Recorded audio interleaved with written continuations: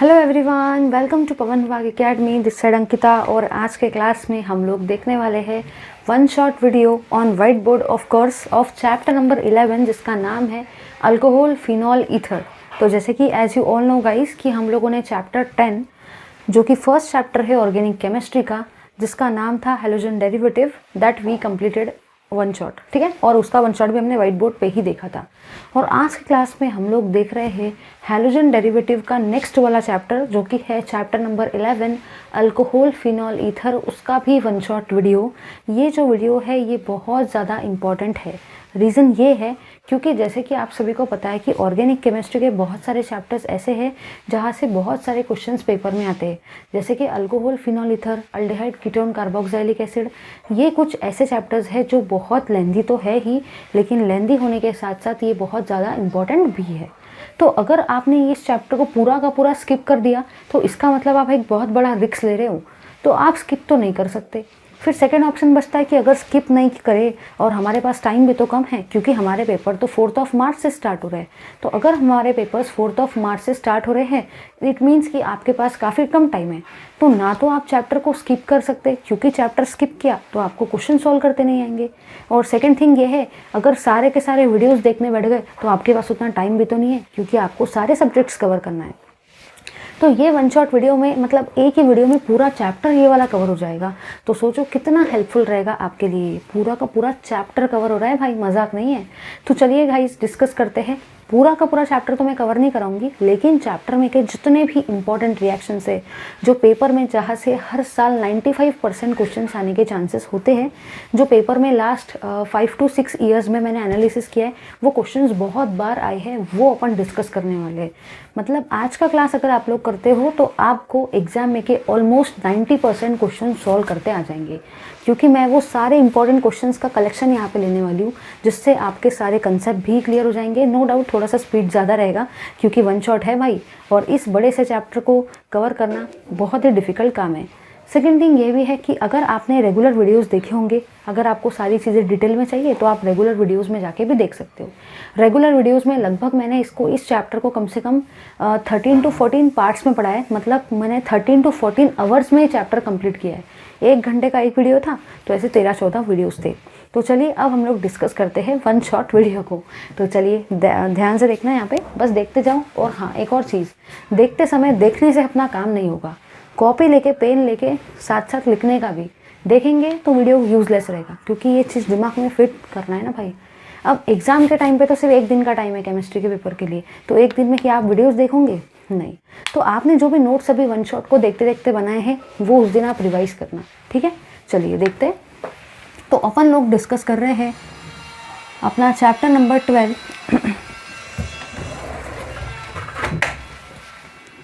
Alcohol phenol ether.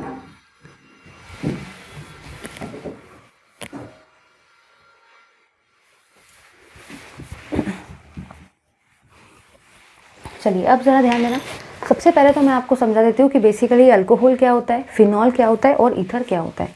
ज़रा ध्यान देना। सबसे पहली और सबसे काम की चीज़, अगर अल्किल ग्रुप से अगर अल्किल ग्रुप से OH ग्रुप अटैच है तो इसको आप लोग अल्कोहल बोलते हो। तो आप लोगों ने यहाँ पे ये देखा कि यहाँ पे जो R है उसका मतलब अल्किल ग्रुप होता है, और ये जो अल्किल ग्रुप है ये OH ग्रुप से अटैच है, इसलिए हम लोग उसको अल्कोहल बोलते हैं। तो याद रखना कि जब भी अल्किल ग्रुप OH ग्रुप से अटैच रहता है तो आप उसको अल्कोहल बोलते हो, ठीक है। उसके बाद में यहाँ पे अगर मैं बात करती हूँ फिनॉल की, तो फिनॉल में भी आपने OH ग्रुप तो लगाया ही है।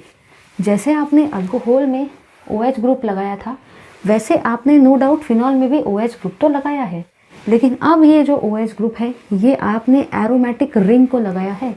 इसको हम लोग अराइल रिंग या एरोमेटिक रिंग भी बोल सकते हो, तो इसको आप लोग बोलते हो फिनॉल। तो जब आपने OH ग्रुप अल्किल ग्रुप को लगाया तो अल्कोहल, जब आपने OH ग्रुप एरोमेटिक रिंग को लगाया तो उसको फिनॉल बोलते हैं। और जब एक ऑक्सीजन एटम, इसी ऑक्सीजन एटम को मैं थोड़ा ऐसा लिखती हूँ डेकोरेटिव फॉर्म में, जब आप एक ऑक्सीजन एटम को 2 अल्किल ग्रुप से लगाते हो, ये दोनों अल्किल ग्रुप सेम भी हो सकते हैं, डिफरेंट भी हो सकते हैं, तो इसको आप लोग ईथर बोलते हो। तो सबसे पहले अपन लोग ने एकदम शॉर्ट में डिस्कस किया कि अल्कोहल क्या होता है, फिनॉल क्या होता है और ईथर क्या होता है। अगर अल्किल ग्रुप से OH ग्रुप अटैच है तो उसको आप लोग अल्कोहल बोलते हो। अगर एरोमेटिक रिंग से OH ग्रुप अटैच है तो उसको आप लोग फिनॉल बोलते हो। और अगर एक ऑक्सीजन एटम दो अल्किल ग्रुप से अटैच हो तो उसको आप लोग ईथर बोलते हो। ठीक है, चलिए आगे डिस्कस करते हैं। अब हम लोग जो डिस्कस करने वाले हैं वो डिस्कस करने वाले हैं नेमिंग। जैसे कि आप सभी को पता है कि नेमिंग बेसिकली दो टाइप का होता है। पहला होता है कॉमन नेम और सेकंड होता है IUPAC नेम, जहाँ से पेपर में यूजुअली बहुत बार क्वेश्चंस आते हैं। अगर आप ध्यान से देखते हो क्वेश्चन पेपर को तो क्वेश्चन पेपर में आप ज़रा ध्यान से अगर देखेंगे तो आपको IUPAC नेम पे हर साल क्वेश्चन दिखता है। ये जो IUPAC नेम है ये चैप्टर 10 हैलोजन डेरिवेटिव से भी आता है और अल्कोहल फिनॉल ईथर चैप्टर से भी एक IUPAC नेम आता है। अगर मैं बात करूँ कॉमन नेम की तो कॉमन नेम यूजुअली पूछे नहीं जाते पेपर में। रीज़न ये है क्योंकि कॉमन नेम जो था वो थोड़ा सा ओल्डेस्ट सिस्टम था, लेकिन IUPAC नेम हर साल पेपर में आते हैं।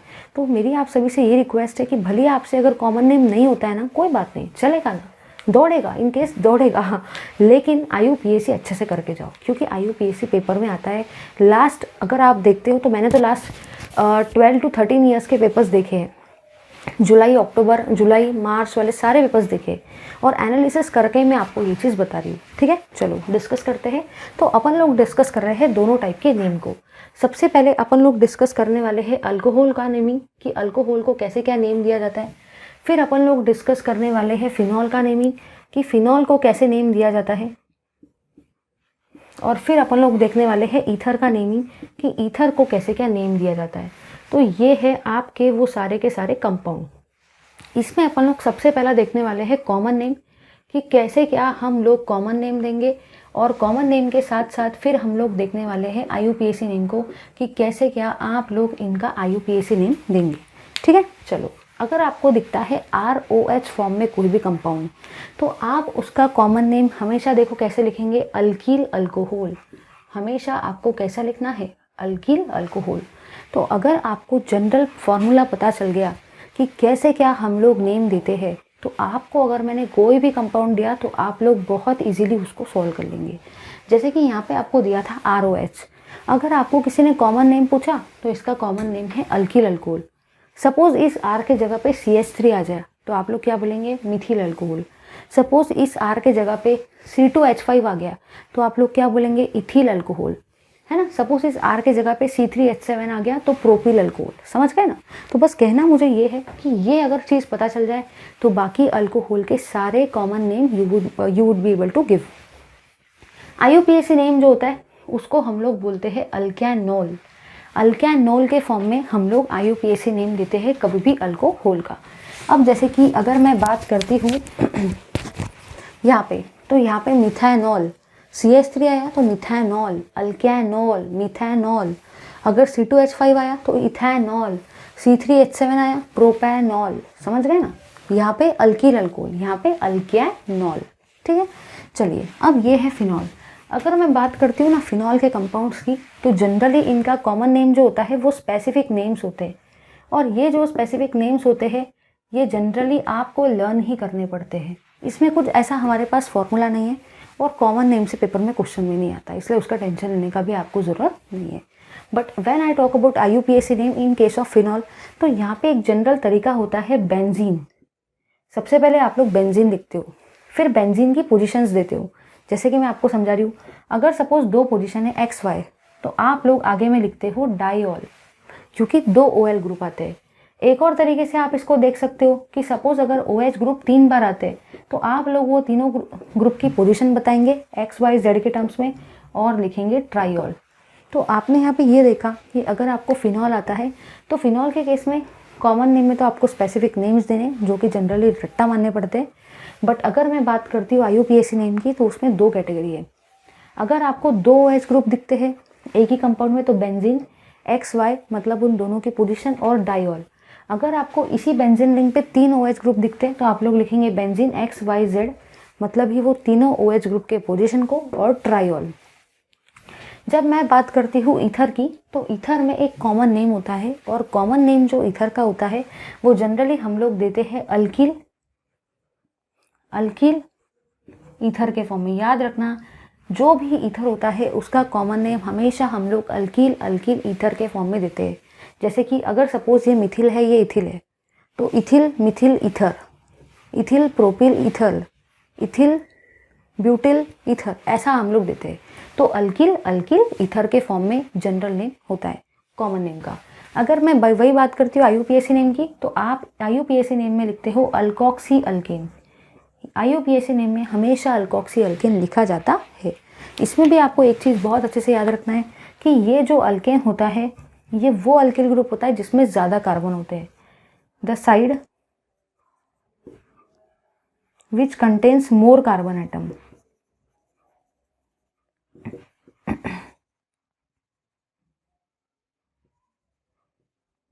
तो इस तरीके से हम लोग सारे के सारे कंपाउंड्स का कॉमन नेम और IUPAC नेम देते हैं। एक बार रिवाइज कर लेते हैं। अगर मैं बात करती हूँ अल्कोहल की, तो कॉमन नेम है अल्किल अल्कोहल और IUPAC नेम है अल्केनॉल। वही अगर मैं बात करती हूँ फिनॉल की, तो फिनॉल में कॉमन नेम तो स्पेसिफिक नेम्स है, बट IUPAC नेम में बेंजीन XY डायोल या तो benzene XYZ triol. When I talk about last में जो कि ईथर है, तो ईथर में आप कॉमन नेम देते हो अल्किल अल्किल ईथर के फॉर्म में, और ईथर में ही आप लोग IUPAC नेम देते हो अल्कोक्सी अल्केन के फॉर्म में, राइट। और ये जो अल्केन होता है उसमें ज़्यादा कार्बन होते हैं, ठीक है। चलिए ले लो इस पार्ट का स्क्रीनशॉट, फिर हम लोग देखते हैं आगे का पार्ट।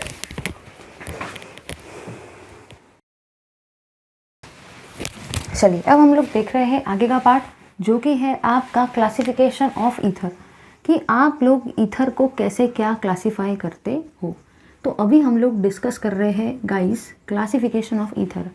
क्लासिफिकेशन ऑफ ईथर में आपको एक बात बहुत ही अच्छे से ध्यान रखना है, और वो बात सुनो क्या है। दिमाग में एक क्वेश्चन आता है कि मैम आपने हमारा क्लासिफिकेशन ऑफ ईथर तो लिया, what about classification of alcohol and classification of phenol. तो you just have to know one thing कि बेसिकली अल्कोहल का क्लासिफिकेशन आज तक कभी पूछा नहीं गया, फिनॉल का भी क्लासिफिकेशन आज तक कभी पूछा नहीं गया है, तो आपको वो पढ़ के अपना टाइम वेस्ट नहीं करना है।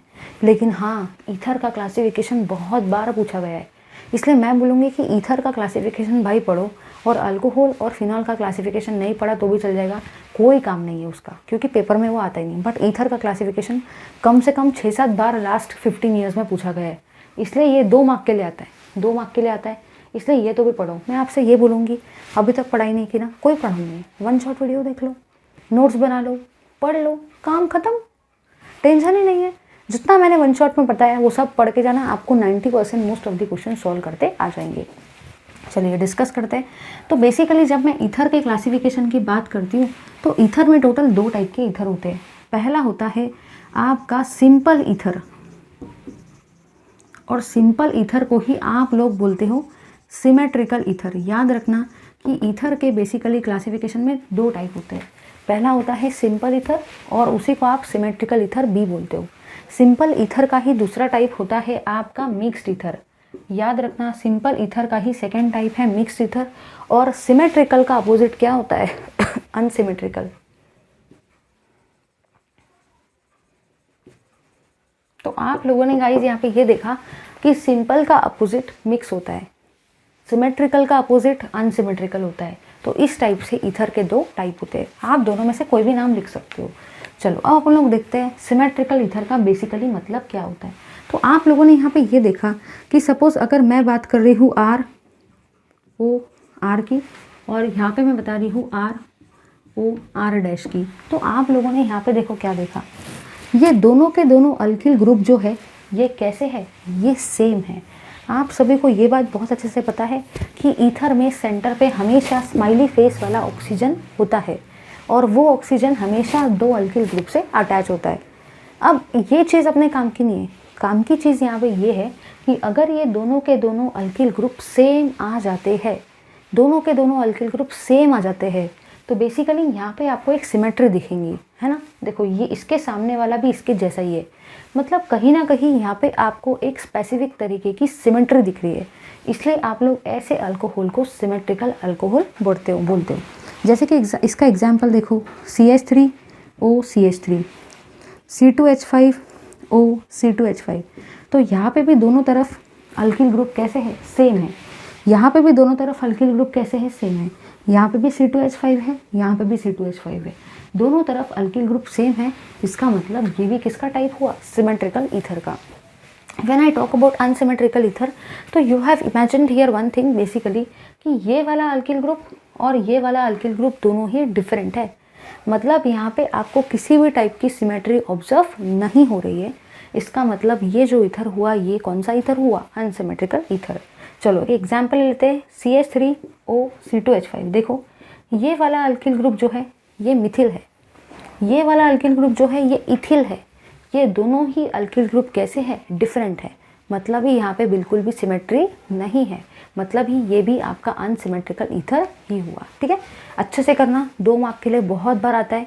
अगर आपको थ्योरी चाहिए तो आप लोग बुक से भी देख सकते हो, या तो नोट्स अवेलेबल है ऐप पे, वहाँ पे भी जाके डाउनलोड कर सकते हो। ठीक है, ले लो इस पार्ट का स्क्रीनशॉट।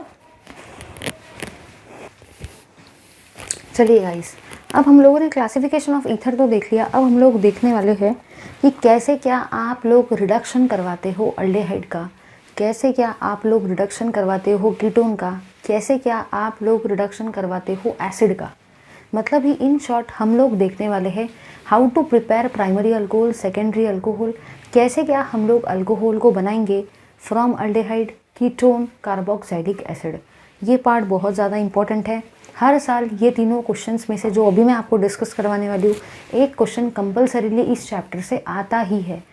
मेरी आप सभी से रिक्वेस्ट है कि ये चैप्टर का वन शॉट थोड़ा सा लेंदी तो रहेगा भाई, क्योंकि चैप्टर इतना बड़ा है, लेकिन मैं आप सभी से रिक्वेस्ट करूँगी कि पूरा वीडियो देखो। रीज़न ये है क्योंकि 1 या 2 घंटे देने पर अगर आपको क्वेश्चन पेपर के बहुत सारे क्वेश्चन सॉल्व करते आते हैं, तो आई थिंक कि आप लोग अपने लाइफ के 2 घंटे तो दे ही सकते हो इस चैप्टर को, राइट ना। चलिए डिस्कस करते हैं। जिन लोगों ने आज तक पढ़ाई नहीं की ना, कोई प्रॉब्लम नहीं है, अभी देख लो ना भाई, अभी तो कर लो पढ़ाई, काम हो जाएगा आपका, टेंशन लेने का ज़रूरत ही नहीं है।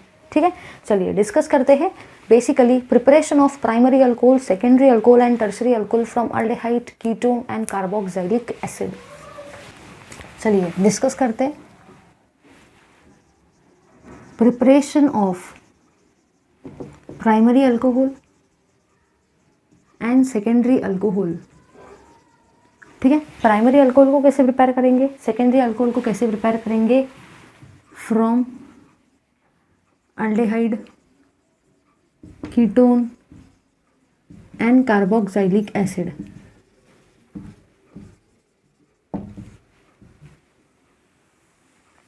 चलिए देखते हैं। सबसे पहली और सबसे काम की चीज़ अगर मैं आपको बताऊं, तो आपको पहले 3 में ऐसी बेसिक चीज़ें बता रही हूँ जो कि आप ट्रिक समझ के भी ले सकते हो। अगर आपको ये ट्रिक समझ गई तो ऐसे आने वाले कितने भी रिएक्शंस आप लोग कर सकते हो। इसलिए पहले मैं आपको ट्रिक समझा दे रही हूँ, और वो ट्रिक समझ गई तो बाकी सारी चीज़ें एज इट इज़। ये जो ट्रिक है ये है in the form of flow chart that is really going to help you to understand all the concepts and solve and apply all this concepts to the specific reaction. चलिए discuss करते हैं वो सारे tricks को। First of all सबसे पहले आप लोग ले लो अल्डेहाइड को। ठीक है, सबसे पहले मैं ले रही हूँ भाई अल्डेहाइड को। ठीक है, और अल्डेहाइड से हम लोग बनाने वाले हैं प्राइमरी अल्कोहल को। तो पहले हम देखेंगे कि अल्डेहाइड से प्राइमरी अल्कोहल को कैसे कैसे बनाएंगे। फिर उसके बाद में हम लोग डिस्कस करने वाले हैं कीटोन को, कि कीटोन से सेकेंडरी अल्कोहल को कैसे कैसे बनाएंगे। और उसके बाद में हम लोग देखने वाले हैं एसिड को। एसिड मतलब ही कार्बोक्सिलिक एसिड को, कि कार्बोक्सिलिक एसिड से कैसे क्या आप लोग प्राइमरी अल्कोहल को बनाने वाले हो। तो अभी हम ये टोटल 3 चीज़ें डिस्कस करने वाले हैं, जिसमें हम पहले तो बनाएंगे अल्डेहाइड से प्राइमरी अल्कोहल, फिर हम बनाएंगे कीटोन से सेकेंडरी अल्कोहल, और फिर हम बनाएंगे कार्बोक्सिलिक एसिड से प्राइमरी अल्कोहल को। चलिए डिस्कस करते हैं कि ये तीनों मेथड है कौन से। तो अल्डेहाइड से प्राइमरी अल्कोहल बनाने के लिए हमारे पास बहुत सारे अलग अलग तरीके हैं। चलिए डिस्कस करते हैं।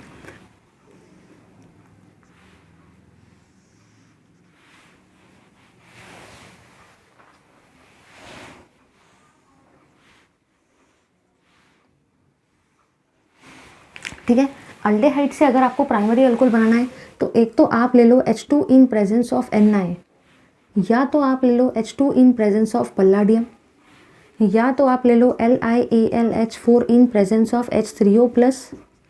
सेकेंडरी अल्कोहल से अगर आपको कीटोन से सेकेंडरी अल्कोहल बनाना है तो आप ले लो H2 in presence of Na, या तो आप ले लो H2 इन प्रेजेंस ऑफ पल्लाडियम, या तो आप ले लो LiAlH4 in presence of H3O+। वही अगर आपको कार्बोक्सिलिक एसिड से प्राइमरी अल्कोहल को बनाना है तो सिर्फ एक ही तरीका है, जो कि है LiAlH4 in presence of H3O+। तो इस तरीके से देखो भाई, देखो मैंने यहाँ पे कम से कम 6 से 7 रिएक्शन ये इतने से फ्लो चार्ट में कवर करवा दिए, क्योंकि जाहिर सी बात है भाई, मैं अभी आपको एक एक रिएक्शन लेके थोड़ी समझाते बैठूंगी, और आपके पास भी इतना टाइम नहीं है कि आप लोग एक ही चैप्टर को 6-6 7-7 घंटे एट दिस मोमेंट दे सको, क्योंकि अब तो आज से जनवरी स्टार्ट हो गया है। अब अगर भाई आज से जनवरी स्टार्ट हो गया है तो आपके पेपर तो 4 मार्च से है, तो आपके पास टाइम ही कितना है? आप 1.5 से 2 घंटे के ऊपर किसी भी चैप्टर को नहीं दे सकते हो, और देना भी नहीं है। बस वन शॉट को देख लो। अब तो मैं आपको बस इतना ही बोलूँगी। तो ये है इतना सा फ्लो चार्ट जिसमें सारे रिएक्शंस आपके कवर हो जा रहे हैं। अगर आपको अल्डेहाइड से प्राइमरी अल्कोहल बनाना है तो आप H2 in presence of Ni ले लो, या H2 इन प्रेजेंस ऑफ पल्लाडियम ले लो, या तो LiAlH4 in presence of H3O+ ले लो, डायरेक्टली बना दो। कीटोन से बनाने का है तो ये दोनों में से कुछ भी डाल सकते हैं, सेकेंडरी अल्कोहल बना लो। और अगर आपको कार्बोक्सिलिक एसिड से प्राइमरी अल्कोहल को बनाना है तो आपको स्ट्रॉन्ग रिड्यूसिंग एजेंट ही चाहिए। इसका मतलब आप सिर्फ और सिर्फ LiAlH4 in presence of H3O+ को ही यहाँ पे ले सकते हो। चलिए डिस्कस करते हैं ये सारे रिएक्शंस को। दिमाग में क्वेश्चन आता है कि आप हमको क्या बस इतना सा ट्रिक पढ़ा देंगे और काम खत्म? नहीं भाई नहीं, मैं इतनी भी ख़राब नहीं हूँ। मैं एक एक एग्जाम्पल सभी का डिस्कस करवा लेती हूँ, और मैं आपको जनरल रिएक्शन का एग्जाम्पल नहीं दे रही हूँ, क्योंकि पेपर में जनरल नहीं आएंगी। मैं डायरेक्ट वो सारे स्पेसिफिक क्वेश्चन आपके सामने लेके आ रही हूँ जो पेपर में डायरेक्टली एज इट इज़ आपको देखने को मिलेंगे। ठीक है, चलिए डिस्कस करते हैं वो सारी चीज़ों को।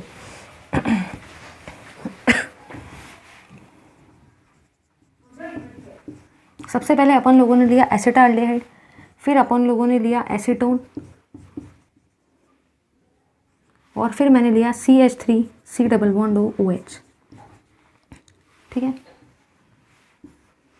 अब ज़रा इतनी चीज़ याद रखना भाई कि इन तीनों एग्जाम्पल के अलावा और कोई एग्जाम्पल यहाँ से नहीं आएंगे। तो ऐसा मत कंफ्यूज हो जाना कि भाई अगर इसके अलावा और कुछ आ गया तो मैं क्या करूँगा। ऐसा नहीं होगा। मैंने 15 ईयर्स के पेपर्स एनालिसिस किया है भाई, ऐसे नहीं बता रही हूँ हवा में। तो ये तीनों चीज़ें जो है इसके अलावा और कुछ यहाँ से नहीं आएगा। जनरली ये 3 एग्जाम्पल ही आते हैं, क्योंकि ये अच्छे खासे पॉपुलर अल्डेहाइड और कीटोन और कार्बोक्सिलिक एसिड है। चलो अब हम लोग इसके अंदर डालेंगे। इसके अंदर में भी वही चीज़ डालना है, H2 in presence of Ni और H2 इन प्रेजेंस ऑफ पल्लाडियम और LiAlH4 in presence of H3O+। नीचे में भी वही काम करेंगे, H2 in presence of Ni और H2 इन प्रेजेंस ऑफ पल्लाडियम और LiAlH4 in presence of H3O+। अगर आपको एसिड से बनाना है तो सिर्फ आप एक ही चीज़ ले सकते हो, LiAlH4 in presence of H3O+। For your का इन्फॉर्मेशन, ये चीज़ है इसको आप लोग बोलते हो एसिटाल्डेहाइड, मतलब ही ये एक अल्डेहाइड है। समझ गए ना? इसका नाम होता है एसीटोन।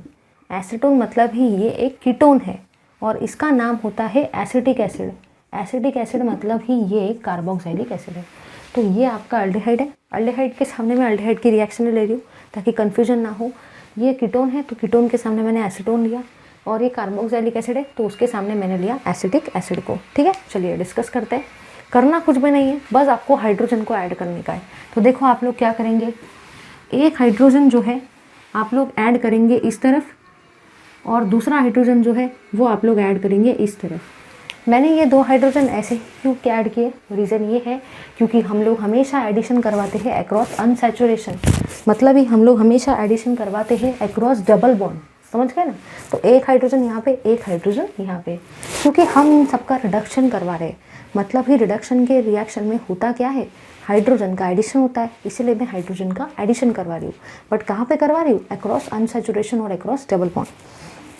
यहाँ पे भी वैसे ही होगा, एक हाइड्रोजन आप इस तरफ ऐड करो, एक हाइड्रोजन आप इस तरफ ऐड करो। ठीक है भाई, और यहाँ पे भी आपको वैसा ही करने का है।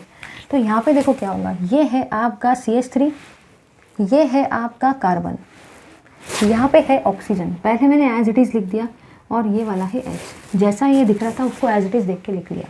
फिर आपने क्या किया, एक हाइड्रोजन ऐड करवाया ऑक्सीजन के पास में, दूसरा हाइड्रोजन ऐड करवाया कार्बन के पास में, तो ये वाला कंपाउंड बना है। इसी कंपाउंड को आप ऐसे भी तो लिख सकते हो, CH3CH2OH।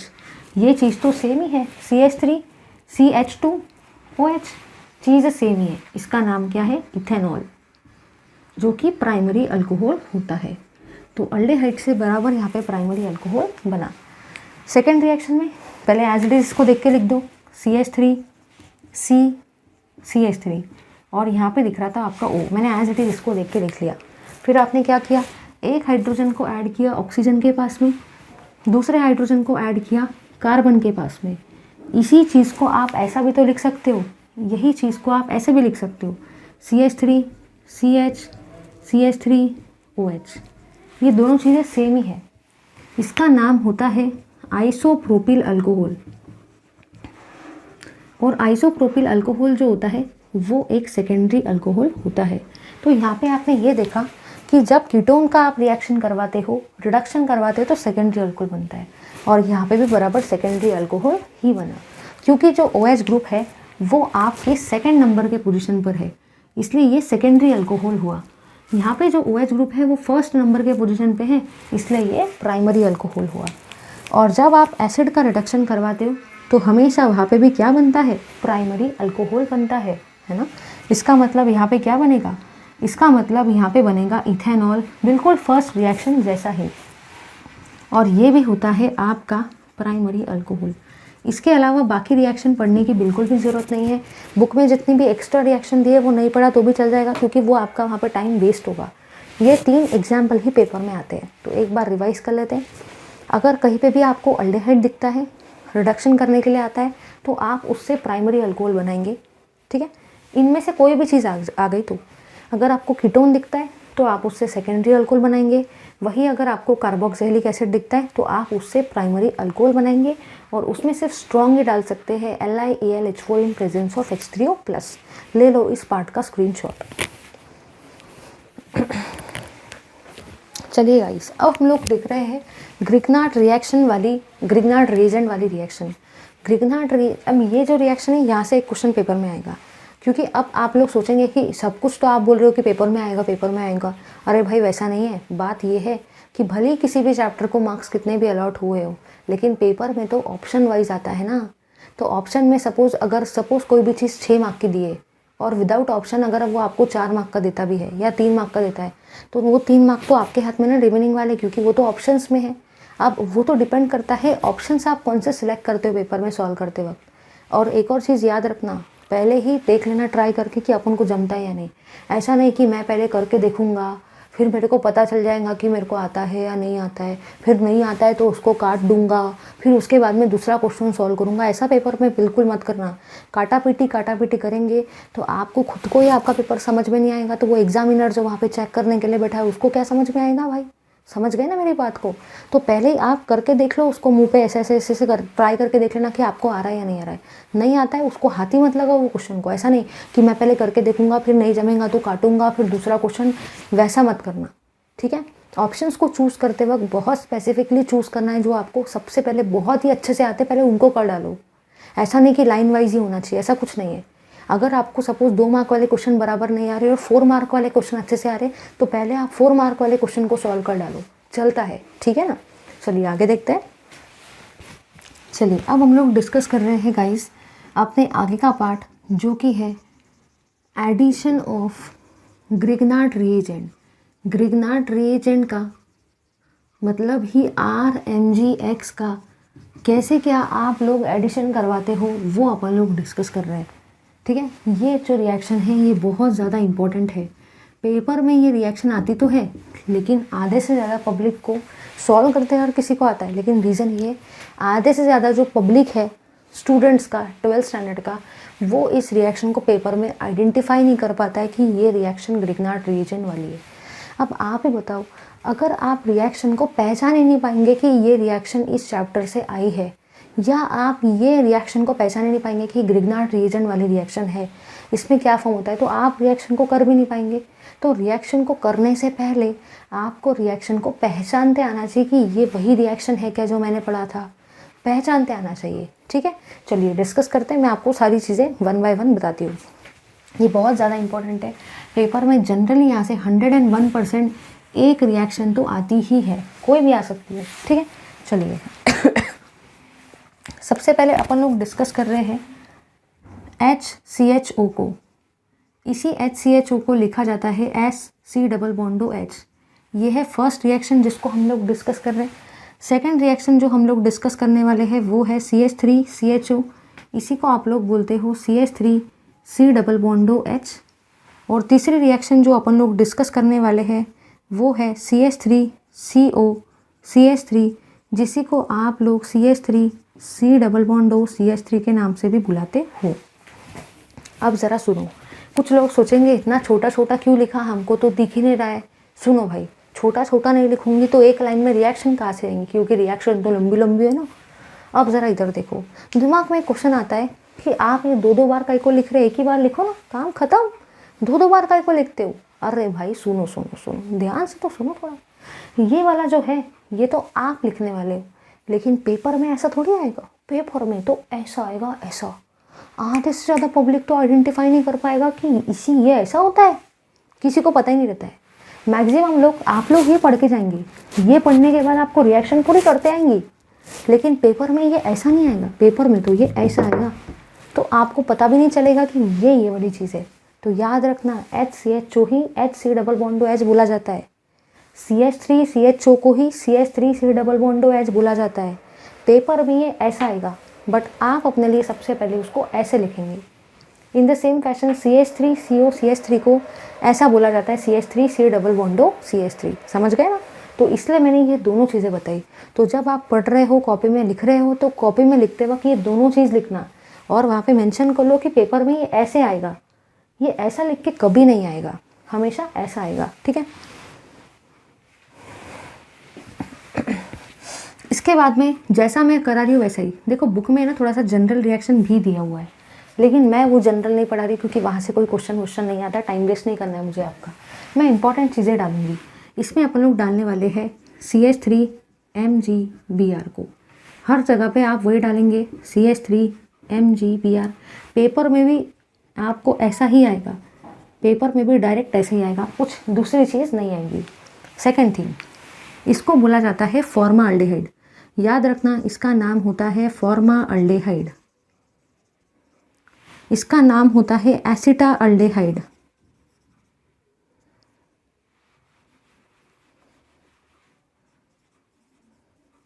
और लास्ट वाले का नाम होता है एसीटोन। ठीक है। आपने हर जगह पे क्या डाला, मिथिल मैग्नीशियम ब्रोमाइड। इसको बोला जाता है मिथिल मैग्नीशियम ब्रोमाइड, और इसी को आप ग्रिग्नार्ड रिएजेंट भी बोलते हो। याद रखना, ग्रिग्नार्ड रिएजेंट मतलब ही अपन ने ग्रिग्नार्ड रिएजेंट को लिया है RMgX, जो कि आपका मिथिल मैग्नीशियम ब्रोमाइड ही है। उसके बाद में आपको ये भी याद रखना है कि ग्रिग्नार्ड रिएक्शन की सारी रिएक्शन आप लोग ड्राई ईथर के प्रेजेंस में ही करवाते हो। याद रखना, सारी रिएक्शंस आपको ड्राई ईथर के प्रेजेंस में ही करवानी है। ठीक है। चलिए अब देखो क्या करना है, ज़रा ध्यान देना। यहाँ पे आपको करना कुछ भी नहीं है, सिर्फ एक ही चीज़ करने का है। ध्यान से देखो, ये जो मैग्नीशियम है इसके ऊपर ये मेटल है, मेटल। और अगर कोई भी मेटल आता है तो मेटल के ऊपर हमेशा कौन सा चार्ज होता है, पॉजिटिव चार्ज। तो इसीलिए मैंने इस मैग्नीशियम के ऊपर में पॉजिटिव चार्ज लगाया। या आपको समझ गए मैंने पॉजिटिव क्यों लगाया? रीज़न ये है क्योंकि मैग्नीशियम एक मेटल है, तो हर तरफ मैग्नीशियम जहाँ पे भी आपको दिख रहा है वहाँ पे प्लस साइन लगा दो। अब मैग्नीशियम के बाजू में जो चीज़ है, आप ही बताओ भाई, मैग्नीशियम मेटल है, मैग्नीशियम के ऊपर पॉजिटिव चार्ज है, तो मैग्नीशियम के बाजू में जो भी ग्रुप आएगा उसके ऊपर कौन सा चार्ज रहेगा, उसका उल्टा। तो प्लस का उल्टा कौन सा चार्ज होता है, माइनस। यहाँ पे भी प्लस का उल्टा माइनस, यहाँ पे भी प्लस का उल्टा माइनस। समझ गए ना? तो प्लस साइन और माइनस साइन कैसे क्या रहा है ये आपको समझ में आया। मेटल जो होता है हमेशा प्लस साइन, मेटल के बाजू वाली चीज़ के ऊपर उसका अपोजिट माइनस साइन। अब ज़रा इधर देखो, अगर मैं बात करती हूँ इस ऑक्सीजन और कार्बन की तो ऑक्सीजन जो होता है वो इलेक्ट्रोनेगेटिव होता है। मतलब ऑक्सीजन के ऊपर हमेशा कौन सा चार्ज आएगा, माइनस चार्ज, क्योंकि ऑक्सीजन इलेक्ट्रोनेगेटिव है, इसलिए माइनस चार्ज। अब ऑक्सीजन के एग्जैक्टली बाजू में कार्बन है। अगर ऑक्सीजन के ऊपर नेगेटिव साइन है तो कार्बन के ऊपर कौन सा चार्ज होगा, उसका उल्टा पॉजिटिव। तो जितने भी कार्बन आपको दिख रहे हैं सभी कार्बन पे आप पॉजिटिव चार्ज लगा दो। अभी सभी को समझ गया? तो मैग्नीशियम एक मेटल है, इसलिए आपने उसके ऊपर पॉजिटिव चार्ज दिया। मैग्नीशियम के बाजू वाले एल्किल ग्रुप के ऊपर आपने उसका अपोजिट माइनस चार्ज दिया।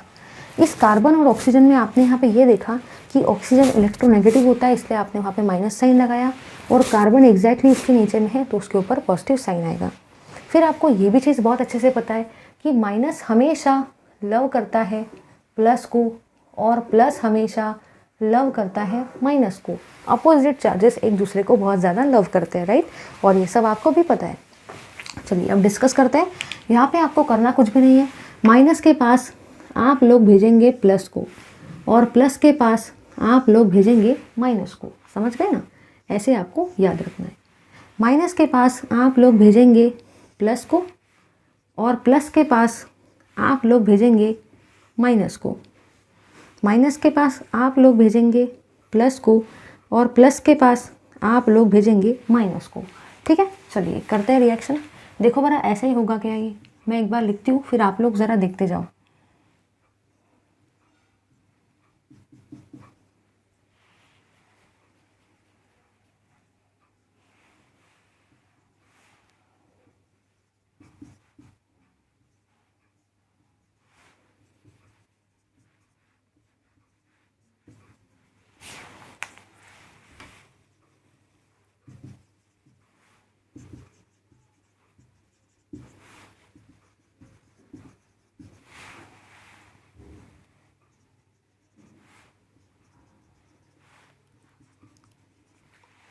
ठीक है, तो हर तरफ मैंने वही काम किया। प्लस के पास माइनस को भेज दिया और माइनस के पास प्लस को भेज दिया। अब आप लोग इसके जो आगे वाला स्टेप है सभी में करवाएंगे हाइड्रोलिसिस। हाइड्रोलिसिस का मतलब ही होता है बेसिकली आप लोग एसिडिक मीडियम में वाटर को ऐड करने वाले हो। अब आप सभी को ये बात भी बहुत अच्छे से पता है कि वाटर में हमेशा दो चीज़ें होती है, एक होता है H, एक होता है OH। हर तरफ आपको पता है कि वाटर में हमेशा दो चीज़ें होती है, H और OH। तो आप लोग बस अभी वही करवाने वाले हो। ज़रा ध्यान से देखना। आप लोग यहाँ से इसको ऐसे ऐसे काटेंगे। हर जगह पे आपको मैग्नीशियम और ऑक्सीजन का बॉन्ड ब्रेक करना है। एक तरफ ऐड करेंगे H, एक तरफ ऐड करेंगे OH। हर तरफ ऐसे ही करो, H OH H OH। हर तरफ आपने वैसा ही किया। एक तरफ ऐड किया H को, एक तरफ ऐड किया OH को। ठीक है, चलिए देखते हैं कि बेसिकली यहाँ पे क्या बनता है। तो यहाँ पे अगर आप लोग ध्यान से देखते हो तो ये है CH3 CH CH3 और यहाँ पे आ गया OH। इसी को आप ऐसा भी लिख सकते हो CH3 CH2 OH। ठीक है, तो देखो ये है CH3 तो ये CH3, ये है CH2, ये है CH2 और यहाँ पे बना OH। अब जो साइड में बाई प्रोडक्ट बनेगा वो तो तीनों ही रिएक्शन में कॉमन है। तीनों ही रिएक्शन में एक बाई प्रोडक्ट तो बन ही रहा है और वो बाई प्रोडक्ट मैंने लिख दिया। ये तीनों रिएक्शन में बनने वाला है। बाई प्रोडक्ट से अपना कोई भी लेना देना नहीं है, अपन को तो मेजर प्रोडक्ट से काम है। इसका नाम होता है इथेनॉल और ये होता है एक प्राइमरी अल्कोहल। ठीक है, आगे देखते हैं। फिर आपने जब सेकेंड रिएक्शन को देखा तो आप लोगों ने यहाँ पे ये देखा, ये है CH3, ये है C, ये है CH3, ये है H और यहाँ पे है आपका O। और इस ऑक्सीजन के पास किसको डाल रहे हो आप? इस ऑक्सीजन के पास आप लोग डाल रहे हो हाइड्रोजन को। तो यहाँ पे आ गया OH। इसी के साथ साथ और क्या बन रहा है यहाँ पे? बाई प्रोडक्ट तो आप लोग मैंने पहले लिख दिया। इसी को आप लोग ऐसा भी तो लिख सकते हो CH3 C CH3 H OH, ऐसा भी लिख सकते हो। कुछ नहीं किया, घुमा फिरा के इसको लिख दिया। अगर आपको ऐसा नहीं आता ऐसा ही लिखो, कोई प्रॉब्लम नहीं, कोई आपका मार्क नहीं डिडक्ट कर सकता है। ऐसा नहीं आता ऐसा लिखो, कैसा भी लिख सकते हो। ठीक है, इसका नाम होता है आपका आइसोप्रोपिल अल्कोहल। और आइसोप्रोपिल अल्कोहल जो होता है वो एक सेकेंडरी अल्कोहल होता है। ठीक है, लास्ट वाली चीज़ को डिस्कस करते हैं। CH3 C CH3 CH3, यहाँ पे पहले से ही ऑक्सीजन था, अब इस ऑक्सीजन के पास हाइड्रोजन गया तो यहाँ पे ये क्या बन गया? ये बन गया आपका टर्शरी ब्यूटिल अल्कोहल। और ये जो टर्शरी ब्यूटिल अल्कोहल है ये एक टर्शरी अल्कोहल होता है। तो फॉर्माल्डिहाइड से बनता है आपका इथेनॉल, एसिटाल्डिहाइड से बनता है आपका आइसोप्रोपिल अल्कोहल, कीटोन से मतलब ही एसीटोन से आपका बनता है टर्शरी ब्यूटिल अल्कोहल। ये तीनों चीज़ें आपको याद कर लेनी है कि फॉर्माल्डिहाइड से इथेनॉल बनता है। अच्छे से डिट्टो रट्टा मार लो बिल्कुल भाई, एक रिएक्शन आके रहेंगी। एसिटाल्डिहाइड से क्या बनता है? आइसोप्रोपिल अल्कोहल और एसीटोन से बनता है टर्शरी ब्यूटिल अल्कोहल। ले लो इस पार्ट का स्क्रीनशॉट।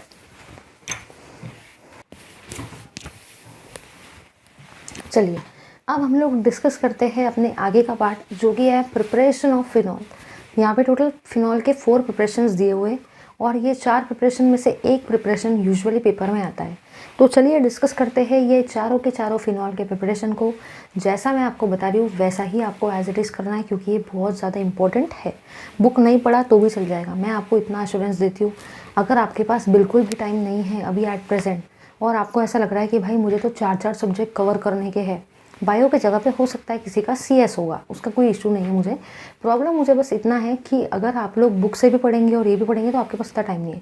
तो आप बस ये 2 घंटे देख लो, इसको जितना मैंने पढ़ा है उतना वन शॉट वीडियो से, वो आप लोग नोट्स बना ले, उतना पढ़ लो। पेपर के लिए आपको पेपर में बहुत सारे क्वेश्चन सॉल्व करते आएंगे, ये मेरा गारंटी है आप सभी को।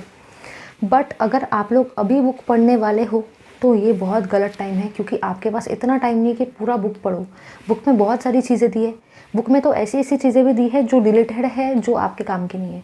लेकिन मैं वो वन शॉट में डिलीटेड पोर्शन को डिस्कस नहीं कर रही हूँ, फर्स्ट पॉइंट। सेकेंड पॉइंट, मैं वन शॉट वीडियो में उन रिएक्शंस को भी कवर नहीं कर रही जो कि इंपॉर्टेंट नहीं है। अपन उन्हीं चीज़ों को डिस्कस कर रहे हैं जो कि सिलेबस का पार्ट है, जो कि पेपर में बहुत बार आता है, जो कि बहुत ज़्यादा इंपॉर्टेंट है। चलिए डिस्कस करते हैं ये वन शॉट वीडियो स्पेसिफिकली उन सभी के लिए जिन्होंने साल भर बिल्कुल भी पढ़ाई नहीं की, और उन सभी के लिए भी है जिनकी पूरी पढ़ाई हो गई और जिनका रिवीजन बाकी है। चलिए डिस्कस करते हैं प्रिपरेशन ऑफ फिनॉल को। चलिए गाइस, तो अपन लोग अभी जो डिस्कस कर रहे हैं वो है प्रिपरेशन ऑफ फिनॉल, कि फिनॉल को कौन से अलग अलग तरीके से आप लोग प्रिपेयर कर सकते। सबसे पहला मेथड जो है वो है फ्रॉम क्लोरोबेंजीन। आप क्लोरोबेंजीन से भी फिनॉल को बना सकते हो। उस प्रोसेस को डाउस प्रोसेस बोला जाता है। तो सबसे पहली प्रोसेस जो है जिससे आप फिनॉल को बनाने वाले हो वो है आपकी डाउस प्रोसेस, ठीक है। उसके बाद में जो सेकंड प्रोसेस है जिससे आप फिनॉल को बनाने वाले हो वो है फ्रॉम क्यूमीन, ठीक है। क्यूमीन को ही आप लोग बोलते हो आइसोप्रोपिल बेंजीन। आपको क्यूमीन का सेकंड नेम भी पता होना चाहिए, क्यूमीन को ही हम लोग आइसोप्रोपिल बेंजीन भी बोलते हैं। थर्ड थिंग ये है कि जो क्लोरोबेंजीन है उसी को डाउस प्रोसेस बोला जाता है। पेपर में बहुत बार पूछा जाता है आपको एक्सप्लेन डाउस प्रोसेस। अब अगर आपको सिर्फ डाउस प्रोसेस मैंने बताया, मैंने आपको ये भी नहीं बताया कि इसमें क्या बनने वाला है, मैंने आपको ये भी नहीं बताया कि किससे आपको ये चीज़ बनाना है, तो आप कैसे करेंगे। तो इसके लिए आपको रट्टा ही मानना पड़ेगा कि डाउस प्रोसेस में हमेशा फिनॉल बनता है, और वो भी कहाँ से बनता है, क्लोरोबेंजीन से। तो याद कर लो कि डाउस प्रोसेस में हमेशा आप क्लोरोबेंजीन से फिनॉल को बनाते हो। सेकेंड है फ्रॉम क्यूमीन। क्यूमीन को ही बोला जाता है आइसोप्रोपिल बेंजीन। आपको ये भी बात याद रखना है, इसी को बोला जाता है commercial method for preparation of phenol. इसी मेथड को commercial method for preparation of phenol भी बोला जाता है। तो ये भी चीज़ दिमाग में अच्छे से फिट कर लेना। इसी मेथड को आप लोग इंडस्ट्रियल मेथड भी बोलते हो, industrial method for preparation of phenol.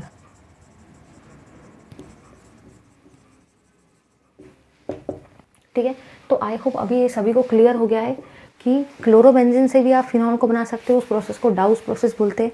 Cumene से मतलब ही आइसोप्रोपिल बेंजीन से मतलब ही commercial method for preparation of phenol. 2-3 बार पेपर में ऐसा आया explain the commercial method for preparation of phenol. अब आधे स्टूडेंट को तो भाई ये नहीं पता कि फ़िनॉल क्या होता है, तो वो तो भाई सबसे गए बीते बच्चे। कुछ बच्चों को पता है कि फ़िनॉल क्या होता है, उनको ये सब रिएक्शन भी करते आती है, लेकिन उनको ये नहीं पता कि कमर्शियल मेथड में किससे फिनॉल को बनाते हैं। उनको रिएक्शन सब आती है, उनको क्लोरोबेंजीन से भी फिनॉल बनाते आता है, बेंजीन डाइजोनियम क्लोराइड से भी फिनॉल बनाते आता है, बेंजीन सल्फोनिक एसिड से भी फिनॉल बनाते आता है, क्यूमीन से भी फिनॉल बनाते आता है। बट उनको ये नहीं पता कि बेसिकली कमर्शियल मेथड में किससे फिनॉल को बनाते हैं। तो क्या करेंगे, है कि नहीं। इसलिए अपन को हर तरीके से पढ़ते आना चाहिए। अगर आपको ये नहीं पता कि इंडस्ट्रियल मेथड में किससे फिनॉल बनाते हैं तो आप क्या करेंगे पढ़ के। रिएक्शन सभी पढ़ लिए बट पेपर में लिखते आ रहा है क्या, नहीं आएगा। क्योंकि अगर आपको ये नहीं पता कि इंडस्ट्रियल मेथड में क्लोरोबेंजीन से बनाते तो आप तो फंसेंगे ना भाई। चलिए, तो आपको अभी टेंशन नहीं लेने का है, क्योंकि मैं आपका पूरा टेंशन सॉल्व कर देती हूँ, समझ गए ना। चलिए डिस्कस करते हैं।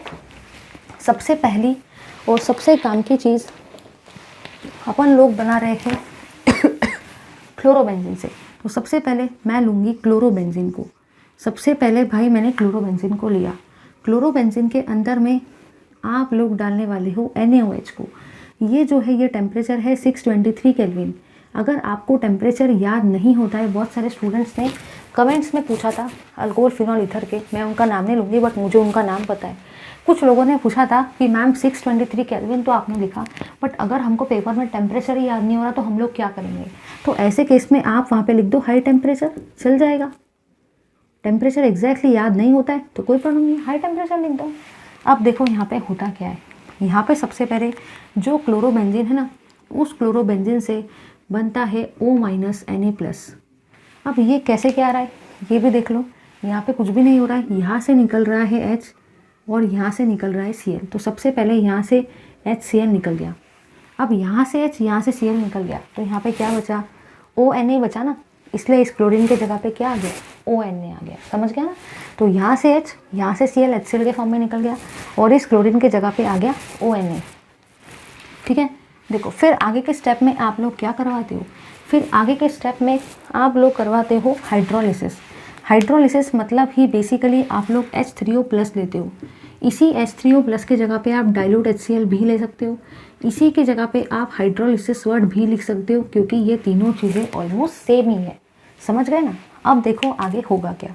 अगर आप लोग ध्यान से देखते हो तो वाटर में तो बेसिकली टोटल 2 चीज़ें होती है, एक होता है H और एक होता है OH। ये आपको बहुत अच्छे से याद रखना है कि वाटर में 2 चीज़ें होती है, एक H होता है और एक OH होता है। तो मैंने उसको लिख डाला। ठीक है, अब देखो आप लोग क्या करेंगे, यहाँ से ये Na और यहाँ से ये OH NaOH के फॉर्म में बाहर निकल गए। यहाँ से ये Na और यहाँ से ये OH NaOH के फॉर्म में यहाँ से बाहर निकल गए। अब देखो यहाँ पे क्या क्या बचा, यहाँ पे बची है ये बेंजीन रिंग। ठीक है, यहाँ पे दिख रहा है आपको ये ऑक्सीजन, और ये ऑक्सीजन से कौन जुड़ेगा? ये ऑक्सीजन से जुड़ता है ये वाला हाइड्रोजन, और यहाँ पे बनता है आपका फिनॉल। हमेशा जब भी आप रिएक्शन को करते हो तो नीचे में जो भी रिएक्टेंट और प्रोडक्ट और इंटरमीडिएट के नाम हैं उनको आपको लिखना ही है। ठीक है, तो सबसे पहले याद रखना, क्लोरोबेंजीन से जब आप फिनॉल को बनाते हो तो उसी प्रोसेस को अपन डाउस प्रोसेस भी बोलते हैं। Second point, industrial method of preparation of phenol ये होता है। ठीक है, चलिए अब हम लोग डिस्कस करते हैं फ्रॉम क्यूमीन और फ्रॉम आइसोप्रोपिल बेंजीन। तो अब देखो क्यूमीन और आइसोप्रोपिल बेंजीन से आप कैसे क्या फिनॉल को बनाएंगे। सबसे पहले तो आप क्यूमीन को लेंगे।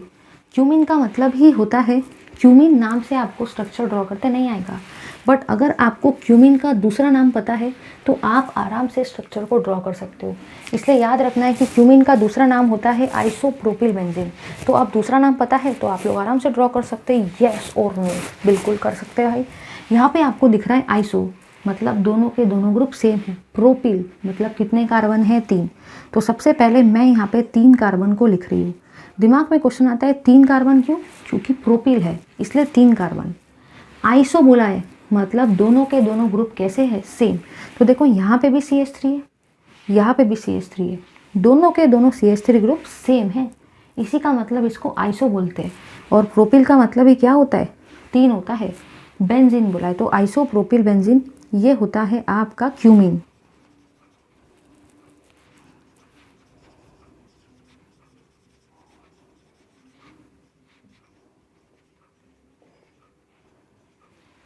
ठीक है, अब देखो इसके अंदर में हम लोग क्या डालने वाले हैं। इसके अंदर में आप लोग डालते हो ऑक्सीजन को, और ये जो रिएक्शन है ये लगभग आप लोग करवाते हो कोबाल्ट नैप्थेनेट करके कैटलिस्ट होता है उसके प्रेजेंस में करवाया जाता है। ऑक्सीजन का करवा रहे हो आप। ठीक है, अब अगर मैं इस ऑक्सीजन की बात करूँ तो इस ऑक्सीजन में आपको टोटल कितने ऑक्सीजन दिख रहे हैं? 2 ऑक्सीजन। O2 है ना, इसलिए 2 ऑक्सीजन दिख रहे हैं।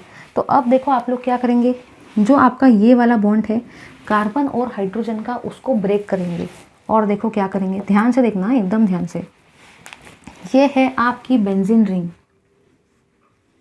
ठीक है, ये है आपका कार्बन, ये है CH3, ये है सेकेंड CH3।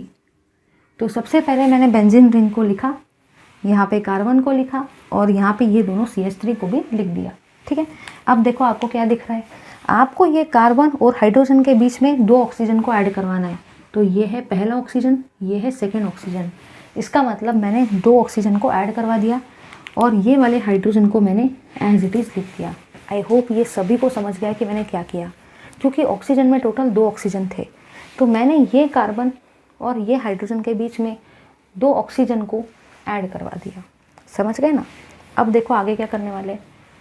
आगे आप लोग कुछ भी नहीं करेंगे, यहाँ पे आप लोग डालने वाले हो basically dilute HCl। Dilute HCl डालते हैं।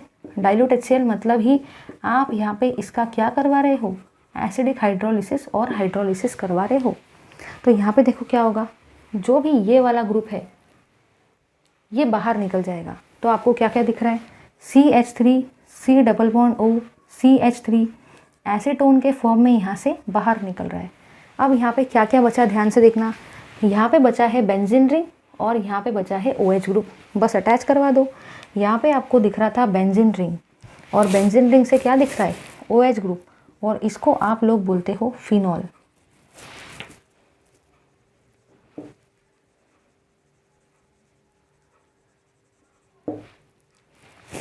ठीक है, तो सबसे पहले आपने क्यूमिन को लिया, मतलब ही आइसोप्रोपिल बेंजीन को लिया, फिर उसके अंदर डाला ऑक्सीजन को और ये कार्बन और हाइड्रोजन के बीच में 2 ऑक्सीजन आ गए। उसके बाद में आपने क्या किया, उसके बाद में आपने यहाँ से एसीटोन को बाहर निकाला और ये जो बेंजीन रिंग थी, ये जो OH ग्रुप था, उससे आपने बना डाला फिनॉल को। इस मेथड को कमर्शियल मेथड बोला जाता है।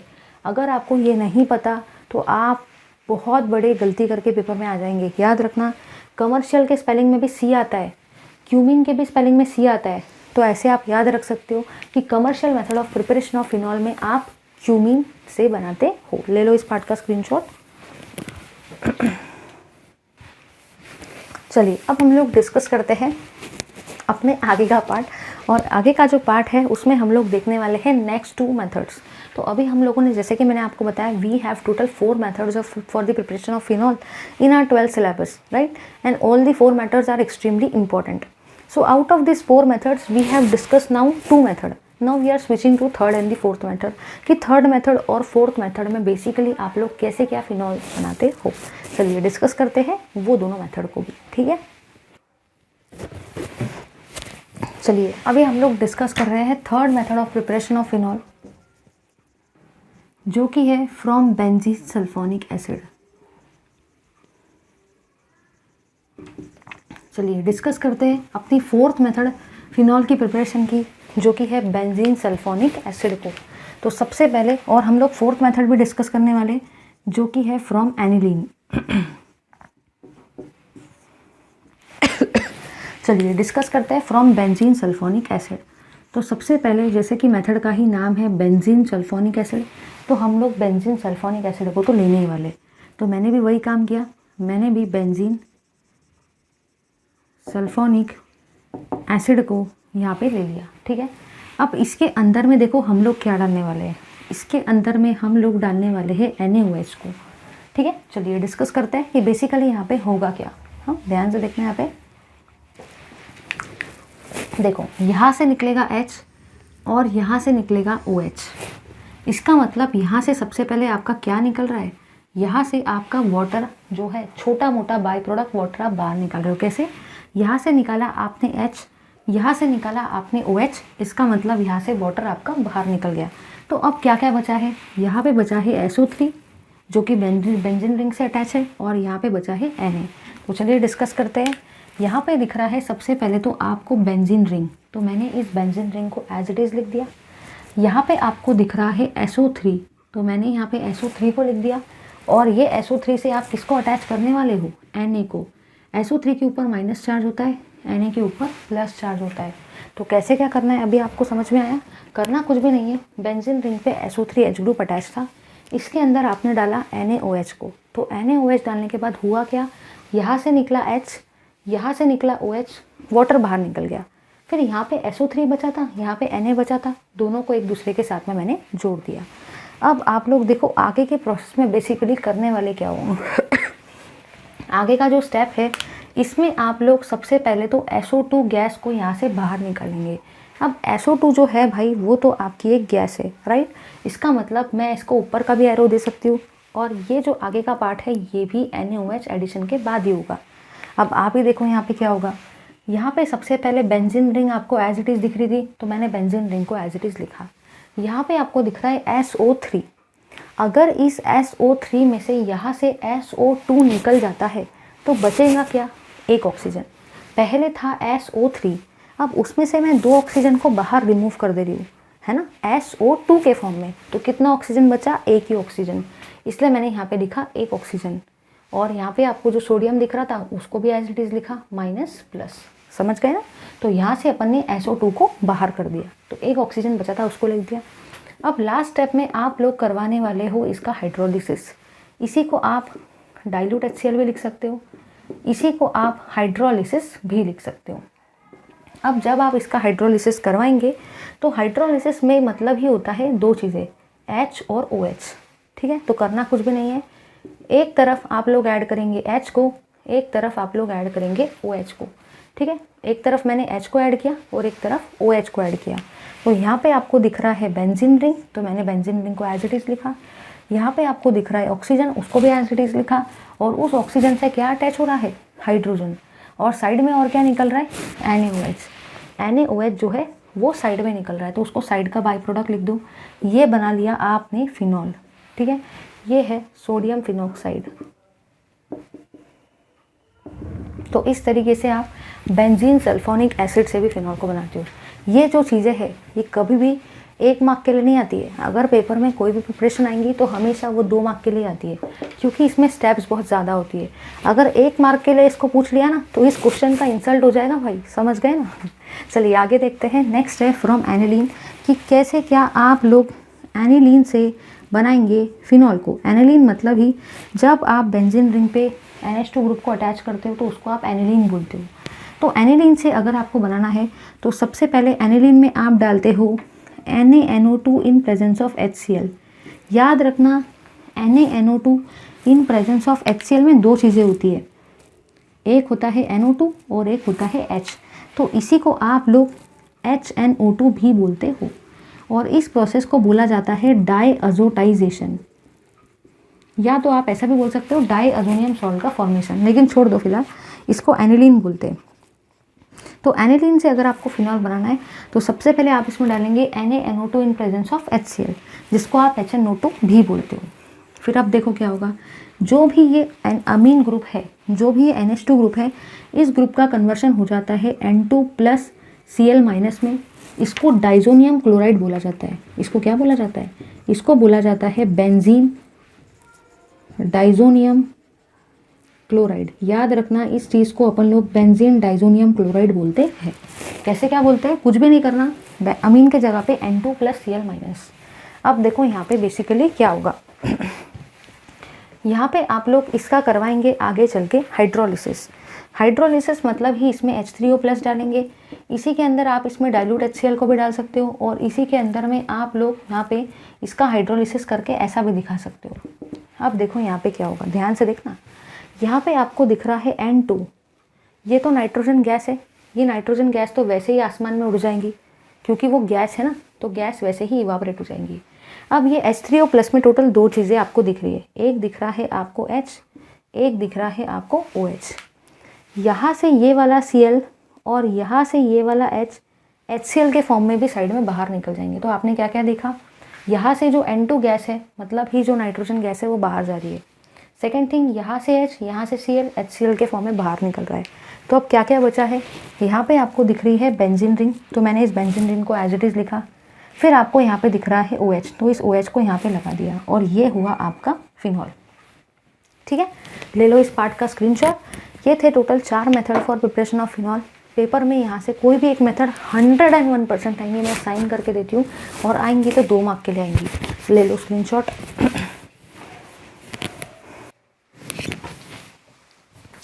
चलिए अब हम लोग डिस्कस करते हैं अपने आगे का पार्ट, जो कि है एस्पिरिन। एस्पिरिन का मतलब ये होता है एसिटिल सैलिसिलिक एसिड। ये एक ड्रग है, जैसे कि आप सभी को पता है कि बीच में दो तीन ड्रग आए थे, एस्पिरिन और डिस्पिरिन।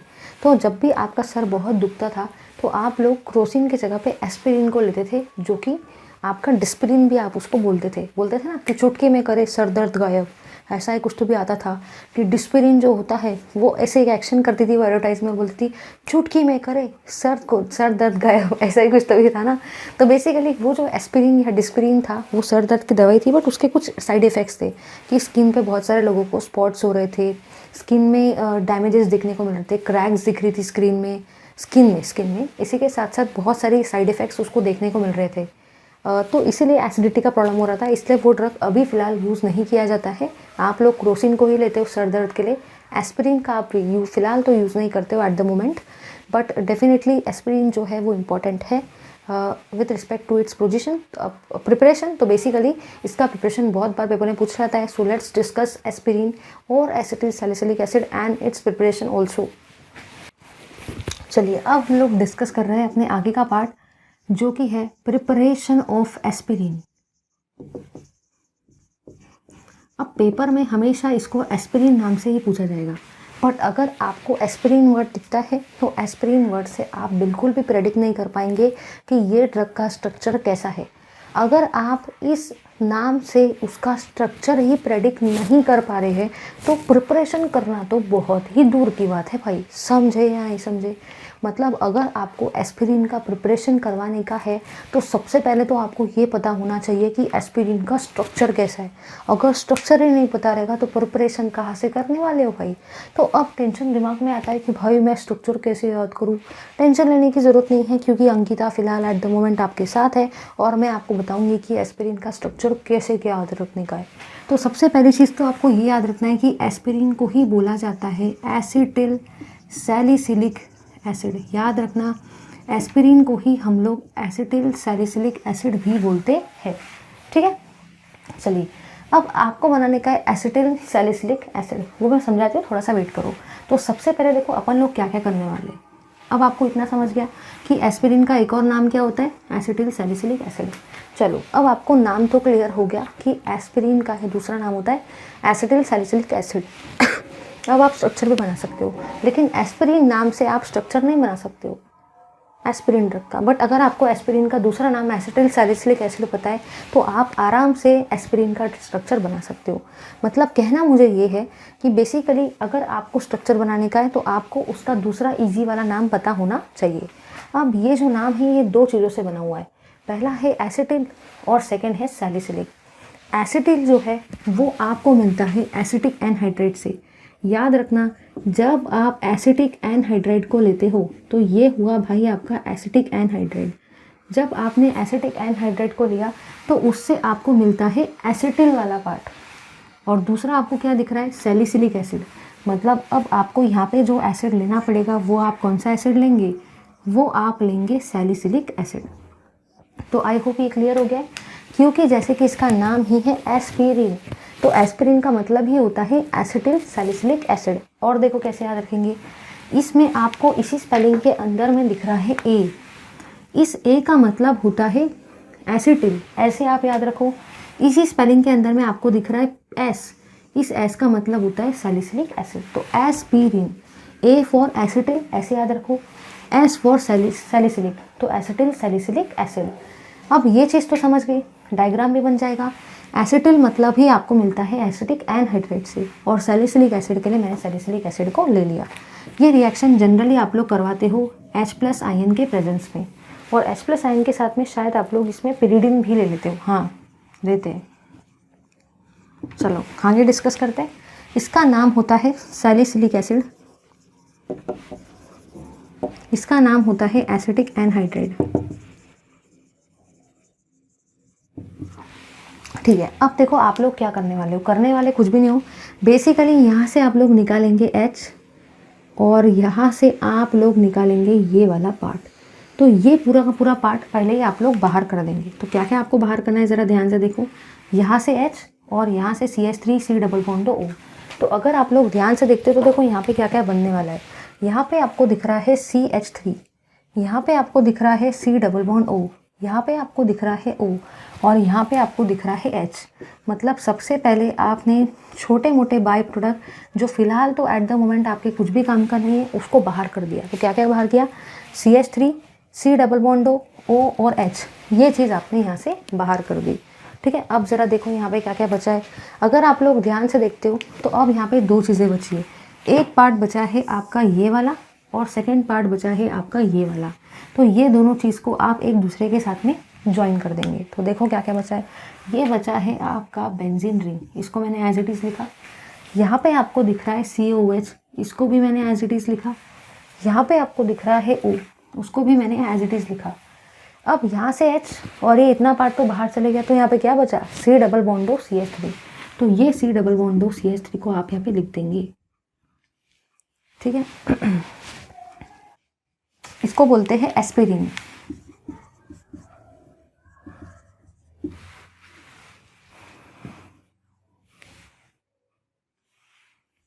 और acetyl salicylic acid.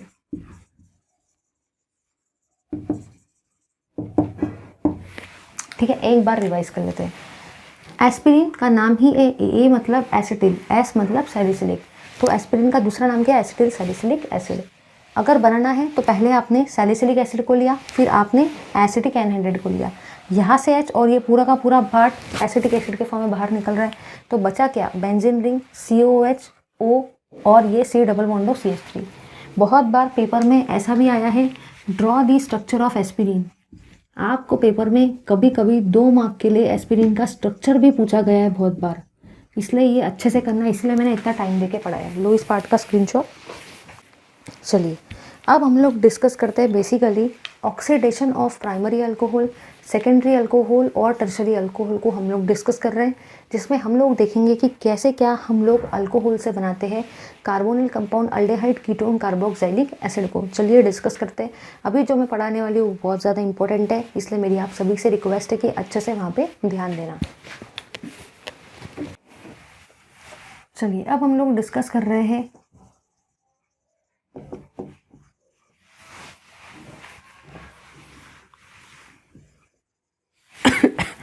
Oxidation of alcohol को। इसके लिए कुछ यहाँ पे ट्रिक्स हैं, जो मैं अभी आपको ट्रिक्स सारे बताऊंगी। वो ट्रिक्स बताने के बाद में आप कोई भी रिएक्शन को बहुत ही इजीली कर लेंगे। ठीक है, चलिए डिस्कस करते हैं वो सारे के सारे ट्रिक्स को। तो बेसिकली आप लोग सबसे पहली चीज़ जो यहाँ पे देखने वाले हैं वो ये है कि जब आप प्राइमरी अल्कोहल को लेते हो तो प्राइमरी अल्कोहल से आप बनाने वाले हो अल्डेहाइड को। सेकेंड चीज़ ये है, आप लेंगे सेकेंडरी अल्कोहल को। सेकेंडरी अल्कोहल से आप लोग बनाएंगे कीटोन को। और थर्ड लेंगे आप टर्शरी अल्कोहल। टर्शरी अल्कोहल से सिर्फ और सिर्फ आप अल्कीन ही बना सकते हो। ठीक है, चलिए डिस्कस करते हैं। ये 3 रिएक्शन दिखने में तो ऐसा लग रहा है कि भाई ये 3 ही रिएक्शन है, लेकिन असली में जब आप ये 3 रिएक्शन पढ़ेंगे तो लगभग आपके कम से कम यहाँ पे 8 से 9 रिएक्शन कवर हो जाएंगे, क्योंकि मैं फ्लो चार्ट की हेल्प से ये कवर करवा रही हूँ। फिर आपको समझा कर दूंगी, टेंशन मत लो। तो प्राइमरी अल्कोहल से अल्डेहाइड बनाने के टोटल 3 तरीके हैं। सेकेंडरी अल्कोहल से कीटोन बनाने के लगभग यू हैव 2 वेज। ठीक है, या तो यहाँ पे भी आप टोटल 3 तरीके ले सकते हो, ऐसा कुछ नहीं है, 3 तरीके हैं ना यहाँ पे भी। बट अगर टर्शरी अल्कोहल से अल्कीन बनाना है तो यू हैव ओनली 1 वे। ठीक है, चलिए अब प्राइमरी अल्कोहल से अगर आपको अल्डेहाइड बनाने का है तो सबसे पहला तरीका जो है वो है आप यूज़ करो PCC। PCC का मतलब क्या होता है वो मैं बताती हूँ। आप यूज़ कर सकते हो CrO3 को। इसी के साथ साथ आप यहाँ पे यूज़ कर सकते हो copper in presence of 573 kelvin को। ठीक है, सेकेंडरी अल्कोहल से कीटोन बनाना है, PCC यूज़ कर सकते हो, CrO3 यूज़ कर सकते हो, इसी के साथ साथ copper in presence of 573 kelvin को भी यूज़ कर सकते हो। बट टर्शरी अल्कोहल से अगर अल्कीन बनाना है तो यू हैव ओनली 1 मेथड, जो कि है copper in presence of 573 kelvin. तो यहाँ पे आप लोगों ने ये देखा कि प्राइमरी अल्कोहल से अल्डेहाइड बनाने के लिए आपके पास टोटल 3 तरीके हैं। अगर पेपर में PCC दिया है तो भी याद रखना है, CrO3 दिया है या copper in presence of 573 kelvin दिया है, तो आपको यही सब यूज़ करना है। सेकेंडरी अल्कोहल से कीटोन बनाने के लिए आपके पास 3 तरीके हैं, PCC, CrO3, copper in presence of 573 kelvin. Tertiary alcohol से आपका सिर्फ और सिर्फ अल्कीन ही बनता है, क्योंकि ये रिएक्शन में सिर्फ और सिर्फ डिहाइड्रेशन ही होता है और कुछ भी यहाँ पे पॉसिबल नहीं है। तो चलिए अब हम लोग देखते हैं अपने आगे का पार्ट। तो जितनी भी चीज़ें मैंने यहाँ पे ट्रिक के फॉर्म में लिए अपन उसको शॉर्ट में डिस्कस कर लेते हैं। सबसे पहले मैं ले रही हूँ CH3 CH2OH। ठीक है, तो सबसे पहले मैंने क्या क्या लिया है, CH3 CH2OH को यहाँ पे लिया है।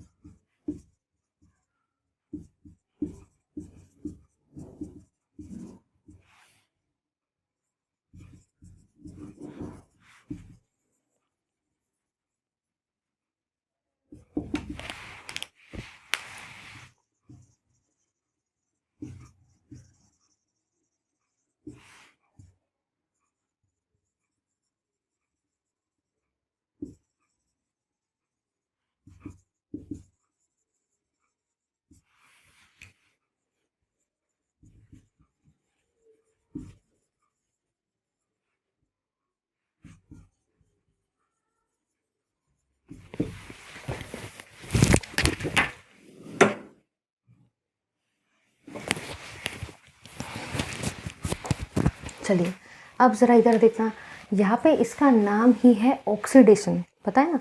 तो ऑक्सीडेशन का मतलब ही बेसिकली क्या होता है आपको मालूम है? ऑक्सीडेशन के तो टोटल दो मतलब होते हैं। पहला मतलब होता है एडिशन ऑफ ऑक्सीजन और सेकंड मतलब ही होता है रिमूवल ऑफ हाइड्रोजन। याद रखना, ऑक्सीडन के टोटल दो मतलब होते हैं। पहला होता है कि ऑक्सीजन का एडिशन या तो होता है रिमूवल ऑफ हाइड्रोजन। तो अभी हम लोग यहाँ पे करवाने वाले हैं रिमूवल ऑफ हाइड्रोजन। तो रिमूवल ऑफ हाइड्रोजन भी क्या होता है? ऑक्सीडेशन ही होता है। चलिए तो अभी आप लोग देखेंगे कि बेसिकली हम लोग कैसे क्या हाइड्रोजन को यहाँ पे रिमूव करेंगे। ध्यान देना, यहाँ पे आपको कुछ भी नहीं करना है। ये है CH3 CH2, यहाँ पे दो हाइड्रोजन है। तो इस दो हाइड्रोजन को हम ऐसा भी तो लिख सकते हैं, येस और नो, बिल्कुल लिख सकते हैं, कोई भी प्रॉब्लम नहीं है। तो आपने बेसिकली यहाँ पे क्या किया, इस CH2 को HH के फॉर्म में लिख दिया, ठीक है। अब देखो यहाँ से आप लोग क्या करेंगे, यहाँ से निकालेंगे एक H और यहाँ से निकालेंगे दूसरा H। तो यहाँ से आपने किसको रिमूव किया? यहाँ पे आपने हाइड्रोजन को रिमूव किया, क्योंकि मैंने आपको अभी बताया कि जब आप हाइड्रोजन को रिमूव करते हो तो उस प्रोसेस को भी तो आप लोग ऑक्सीडेशन ही बोलते हो। इसीलिए मैंने यहाँ पे क्या करवाया, इसीलिए मैंने यहाँ पे हाइड्रोजन का रिमूवल करवाया। अब देखो क्या होगा, ये है CH3, ये है CH और ये बचा आपका O। तो देखो CH3 CHO, इसी को आप ऐसा भी लिख सकते CH3 C डबल बॉन्डो H, और इसका नाम होता है एसिटाल्डेहाइड। इसका ही मतलब ये क्या है, इसका ही मतलब ये है एल्डेहाइड। तो जब आप प्राइमरी अल्कोहल को लेते हो और पेपर में ये तीन रिएक्शन में से ही कोई एक रिएक्शन आएंगी, ऐसा नहीं कि कोई दूसरा अल्कोहल आपको देंगे, पॉसिबिलिटी नहीं है। जितनी भी पॉसिबिलिटी इस क्वेश्चन में रहती है वो मैं आपको सभी करवा देती हूँ। ऐसा नहीं कि सिर्फ जनरल पढ़ा के छोड़ दिया। मैंने आपको जनरल के साथ में ये सारे रिएक्शन इसलिए करवाए क्योंकि कुछ लोग ऐसे हैं जो पहली बार वीडियो को देख रहे हैं। अब उनको अगर जनरल पढ़ा दिया तो उनको नहीं होगा ना। बाकी जो अपने बच्चे हैं जिन्होंने पूरे वीडियोस देखे, भाई उनका हो जाएगा रिवीजन। बट कुछ लोग, बहुत सारे मैक्सिमम पब्लिक तो ऐसा है जो अभी जिन्होंने पढ़ाई स्टार्ट किए after looking into the time table कि आपका टाइम टेबल है 4 मार्च से पेपर्स, तो इसलिए मैं उनके लिए भी बेसिकली ये सारी चीज़ें डिस्कस करवा रही हूँ। तो यहाँ से आपने H2 को बाहर निकाला। अब देखो यहाँ पे भी आप वैसे ही करेंगे, यहाँ से भी आप H2 को बाहर निकालेंगे, ठीक है। इसलिए मैंने यहाँ पे लिखा -H2। तो देखो यहाँ पे क्या होगा, ये है CH3, ये है कार्बन, ठीक है, ये है ऑक्सीजन, ठीक है, और ये है CH3। ये आपका क्या होता है, ये इसका नाम होता है एसीटोन। मतलब ही आपके सेकेंडरी अल्कोहल से क्या बना, कीटोन। तो यहाँ पे भी सेकेंडरी अल्कोहल से कीटोन ही बना है। इनमें से कोई भी चीज़ आ जाए तो समझ जाना, ठीक है। चलिए अब हम लोग आगे देखते हैं। फिर नेक्स्ट है टर्शरी अल्कोहल। जैसे कि मैंने आपको बताया कि टर्शरी अल्कोहल में ये वाले कार्बन पर जिस पर OH ग्रुप अटैच है उस पर हाइड्रोजन नहीं है। जैसे प्राइमरी अल्कोहल में जिस कार्बन पर OH था वहाँ पे हाइड्रोजन भी था, इसलिए H2 का रिमूवल पॉसिबल था। सेकेंड केस में अगर आप सेकेंडरी अल्कोहल को देखते हो तो वहाँ पे भी जिस कार्बन पे OH था उस पर हाइड्रोजन था, तो वहाँ पे भी H2 का रिमूवल पॉसिबल था। But if you look into tertiary alcohol, तो टर्शरी अल्कोहल में जिस कार्बन पे OH ग्रुप है उस कार्बन पे और कोई हाइड्रोजन अटैच नहीं है। इसका मतलब यहाँ पे आप H2 का रिमूवल करवा तो सकते हो बट बहुत ही मुश्किलों के साथ। इसलिए ये रिएक्शन में क्या होता है, डिहाइड्रेशन होता है, ठीक है। डिहाइड्रेशन का मतलब ही होता है H2O का रिमूवल। डिहाइड्रेशन है ना, मतलब अब यहाँ पे वाटर बाहर निकलेगा। तो देखो कैसे, ये जो CH3 है, इसी CH3 को आप ऐसा भी लिख सकते हैं CH2H, यहाँ से निकलेगा H और यहाँ से निकलेगा OH वाटर के फॉर्म में। तो क्या बचा, यहाँ पे है आपका CH3, यहाँ पे है आपका C, यहाँ पे है CH3 और यहाँ पे क्या बचा CH2। जब यहाँ से भी एक ग्रुप निकला, यहाँ से भी, तो ये दोनों कार्बन के बीच में डबल बॉन्ड आ जाएगा और इसका जो नाम होता है 1 2 3 2 मिथिल प्रोपीन, जो कि अल्कीन है और डिहाइड्रेशन करवाने के बाद जनरली अल्कीन ही बनता है। तो यहाँ पे आपको क्या क्या याद रखना है कि जब आप प्राइमरी अल्कोहल में इन तीनों में से कोई भी चीज़ डालेंगे तो अल्डेहाइड ही बनता है। पेपर में यही रिएक्शन आएंगी, इसके अलावा और कोई नहीं आएंगी। जब आप सेकेंडरी अल्कोहल में ये तीनों में से कुछ भी डालते हो तो कीटोन ही बनता है, और जब आप टर्शरी अल्कोहल में कॉपर डालते हो तो हमेशा वहाँ पे डिहाइड्रेशन होता है और अल्कीन ही बनता है। ले लो स्क्रीनशॉट। चलिए अब हम लोग एक और चीज़ डिस्कस करें जो थोड़ी सी यूनिक है बट आपको वो याद रखना है। चलिए तो नेक्स्ट अभी हम लोग देख रहे हैं conversion of alcohol into acid, मतलब आप अल्कोहल को कार्बोक्सिलिक एसिड में कैसे क्या डायरेक्टली कन्वर्ट करेंगे। ठीक है, चलिए डिस्कस करते हैं। कभी भी अगर आपको अल्कोहल दे दिया जाए जैसे कि CH3 CH2OH, तो ये है भाई इथेनॉल। अब आपको अल्कोहल को डायरेक्टली एसिड में कन्वर्ट करने का है, तो देखो क्या होगा। आप इसके अंदर में कोई भी स्ट्रॉन्ग एसिड डाल दो, जैसे कि आप डाल सकते हो KMNO4, या तो आप डाल सकते हो एसिडिक K2Cr2O7, या तो आप डाल सकते हो कंसनट्रेटेड नाइट्रिक एसिड मतलब ही HNO3। तो आप एसिडिक KMNO4 को भी डाल सकते हो, आप एसिडिक K2Cr2O7 को भी डाल सकते हो, या तो आप कंसनट्रेटेड HNO3 को भी डाल सकते हो इथेनॉल के अंदर में, जो कि यहाँ पे आपका एक प्राइमरी अल्कोहल है। ठीक है, अब देखो क्या होगा। बेसिकली यहाँ पे सबसे पहले तो फॉर्म होता है अल्डेहाइड, तो यहाँ पे बनेगा CH3C⋯OH, जिसका नाम होता है एसिटाल्डेहाइड। और फिर इस एसिटाल्डेहाइड में फर्दर इसी में कन्वर्सन हो जाता है CH3C⋯O, जिसका नाम होता है एसिटिक एसिड। तो ये भी 2-3 बार पूछा गया है, तो आपको बस इतना ही याद रखना है कि अगर आपको प्राइमरी अल्कोहल दिया जाए और प्राइमरी अल्कोहल से डायरेक्टली अगर आपको कार्बोक्सिलिक एसिड को बनाने के लिए बोला जाए, जो कि यही रिएक्शन आएंगी, इसके अलावा और कोई रिएक्शन ऐसी इसके जैसी और कोई रिएक्शन नहीं है, यही रिएक्शनें आएंगी तो यही आएंगी, नहीं तो और कुछ नहीं आने वाला। समझ गए ना।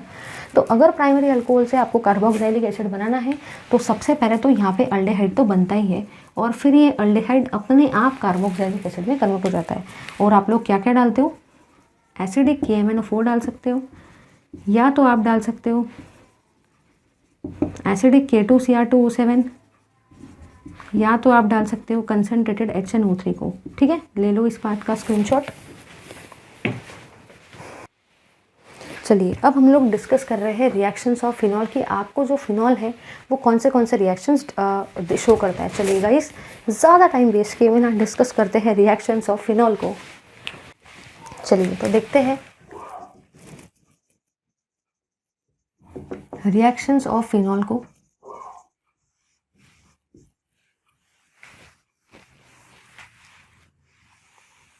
ठीक है, ध्यान देना यहाँ पे। सबसे पहले मैं लेने वाली हूँ फिनॉल को। सबसे पहले मैंने फिनॉल को लिया भाई, यहाँ पे भी मैं फिनॉल को ले रही हूँ और यहाँ पे भी मैंने फिनॉल को ही लिया है। तीनों तरफ मैंने फिनॉल को ले लिया, तो मैं उनका नाम लिख लेती हूँ फिनॉल।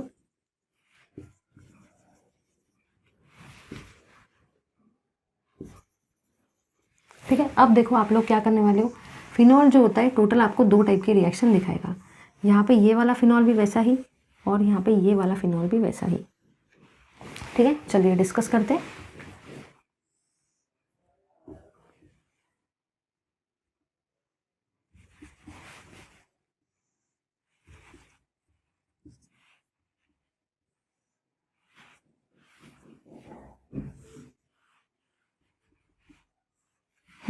मतलब ये ओवरलैप नहीं होगा।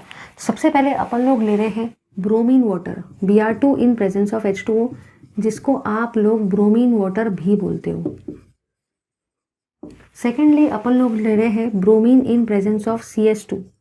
CH2 का मतलब ही होता है कार्बन डाइसल्फाइड। थर्ड केस में अपन लोग ले रहे हैं फिनॉल को, फिनॉल की रिएक्शन करवा रहे हैं कंसनट्रेटेड HNO3 के साथ प्लस कंसनट्रेटेड H2SO4। और सेकेंड केस में आप ले रहे हो यहाँ पे डाइल्यूट HNO3। ठीक है, थर्ड केस में फिनॉल के केस में आप लोग यहाँ पे ले रहे हो बेसिकली कंसनट्रेटेड H2SO4। यहाँ पे भी आपने लिया है कंसनट्रेटेड H2SO4। यहाँ पे आपका टेम्परेचर है 20 डिग्री सेल्सियस, यहाँ पे आपका टेम्परेचर है 100 डिग्री सेल्सियस। 100 डिग्री सेल्सियस को ही आप 373 केल्विन भी बोलते हो। और इसको कितना बोलते हैं, 298 है ना, तो 5 कम करेंगे तो 293 केल्विन। ठीक है, चलो ध्यान से देखना। यहाँ पे आप लोगों ने यहाँ पे ये देखा कि कभी भी अगर आपको सपोज दिख जाए ब्रोमीन वाटर, तो याद रखना कि ब्रोमीन वाटर से आपको हमेशा ब्रोमीन ही मिलता है। ठीक है, बट ये कैसे नेचर का है, स्ट्रॉन्ग नेचर का है। आपको कभी भी दिखता है Br2 in presence of CH2, तो इससे भी आपको ब्रोमीन ही मिलता है, और ये कैसे नेचर का है, वीक नेचर का है। ठीक है। उसके बाद में अगर मैं बात करती हूँ, रहने दो, मैं आपको थोड़ा अच्छे से समझाती हूँ। रुको,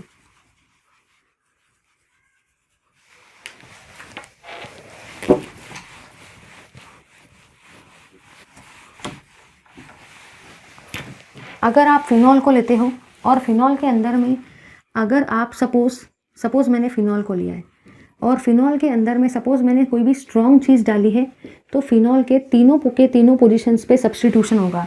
यहाँ पे भी एक ग्रुप आएगा, इस पे भी एक ग्रुप आएगा और यहाँ पे भी एक ग्रुप आएगा।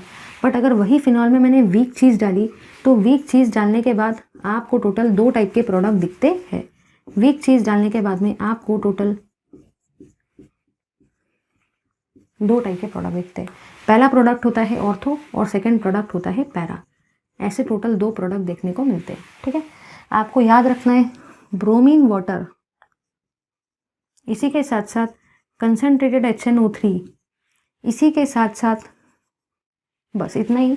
ये दोनों स्ट्रॉन्ग होते हैं। कैसे होते हैं? स्ट्रॉन्ग। और वही अगर मैं बात करती हूँ bromine in presence of CS2 या तो डाइल्यूट HNO3 की, तो ये सारे के सारे कैसे होते? ये सारे के सारे होते हैं वीक। चलो अब जरा यहाँ पे ध्यान देना। अगर आप लोग ध्यान से देखते हो तो यहाँ पे आपको सबसे पहले तो फिनॉल दिख रहा है और ब्रोमीन वाटर दिख रहा है। ब्रोमीन वाटर कैसा होता है? ध्यान से देखो, ब्रोमीन वाटर जो होता है वो स्ट्रॉन्ग होता है। इसका मतलब ये कैसा है? स्ट्रॉन्ग है। और bromine in presence of CS2 कैसा होता है? वीक होता है। इसका मतलब ये वीक है। आगे देखो, कंसनट्रेटेड HNO3 अगर आप लेते हो तो ये कैसा होता है? स्ट्रॉन्ग होता है। इसका मतलब ये स्ट्रॉन्ग है। वही अगर आप डाइल्यूट HNO3 लेते हो तो ये कैसा है? ये होता है वीक। आगे देखते हैं कंसनट्रेटेड, ये रिएक्शन आगे देखेंगे। चलो अब हम लोगों को देखना है कि जब आप फिनॉल के अंदर में स्ट्रॉन्ग चीज़ को डालते हो, स्ट्रॉन्ग चीज़ को, तो सबसे पहले मैंने आपको बता दिया ब्रोमीन वाटर स्ट्रॉन्ग होता है। ठीक है, ब्रोमीन CS2 वीक होता है, कंसनट्रेटेड HNO3 जो होता है वो स्ट्रॉन्ग होता है, डाइल्यूट HNO3 वीक होता है। अगर फिनॉल के अंदर स्ट्रॉन्ग चीज़ को डालते हो तो एक ही केस में तीनों के तीनों जगह पर सब्स्टिट्यूशन होता है। तो अब ये स्ट्रॉन्ग है, तो इसका मतलब फिनॉल के एक ही फिनॉल के केस में तीनों के तीनों पोजीशन पर एक समय पर सब्स्टिट्यूशन होगा। ब्रोमीन यहाँ भी आ जाएगा, यहाँ भी आ जाएगा, यहाँ भी आ जाएगा। रीज़न ये है क्योंकि ये काफ़ी ज़्यादा स्ट्रॉन्ग है, इसलिए तीनों पोजीशन पर एक ही समय पर सब्स्टिट्यूशन हो जाएगा। बट अगर मैं वही बात करती हूँ bromine in presence of CS2 की, तो ये जो है ये वीक नेचर का है। और अगर वीक आता है तो 2 प्रोडक्ट मिलते हैं, ऑर्थो और पैरा। तो अपन लोग बनाएंगे ऑर्थो और पैरा प्रोडक्ट को। ये है आपका ऑर्थो प्रोडक्ट और ये है आपका पैरा प्रोडक्ट। ठीक है, चलिए आगे डिस्कस करते हैं। अब मैंने फिनॉल को लिया, फिनॉल के अंदर में हम लोग डाल रहे हैं कंसनट्रेटेड HNO3 को, और कंसनट्रेटेड HNO3 जैसे कि स्ट्रॉन्ग है तो एक ही केस में तीनों के तीनों पोजीशन पर सब्स्टिट्यूशन होगा। तो मैंने फिनॉल को बनाया और नाइट्रो ग्रुप जो है वो तीनों केस में तीनों पोजीशन पर एक ही केस में आ जाएगा। ठीक है, बट अगर मैं वही बात करती हूँ डाइल्यूट HNO3 की तो वो वीक है। इसका मतलब 2 प्रोडक्ट बनेंगे। वीक आता है तो 2 प्रोडक्ट, ऑर्थो और पैरा।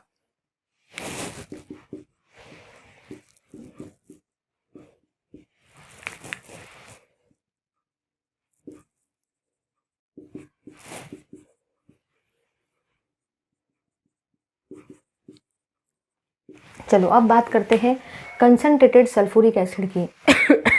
कंसनट्रेटेड सल्फ्यूरिक एसिड में अगर टेम्परेचर 20 डिग्री सेल्सियस है तो याद रखना है आपको कि ऐसे केस में आप लोग सिर्फ और सिर्फ ऑर्थो प्रोडक्ट ही बनाएंगे। तो आपको क्या याद रखना है कि अगर कंसनट्रेटेड सल्फ्यूरिक एसिड में आपको देखने का है और अगर टेम्परेचर 20 डिग्री सेल्सियस है तो आप वहाँ पे सिर्फ और सिर्फ ऑर्थो प्रोडक्ट ही बनाएंगे।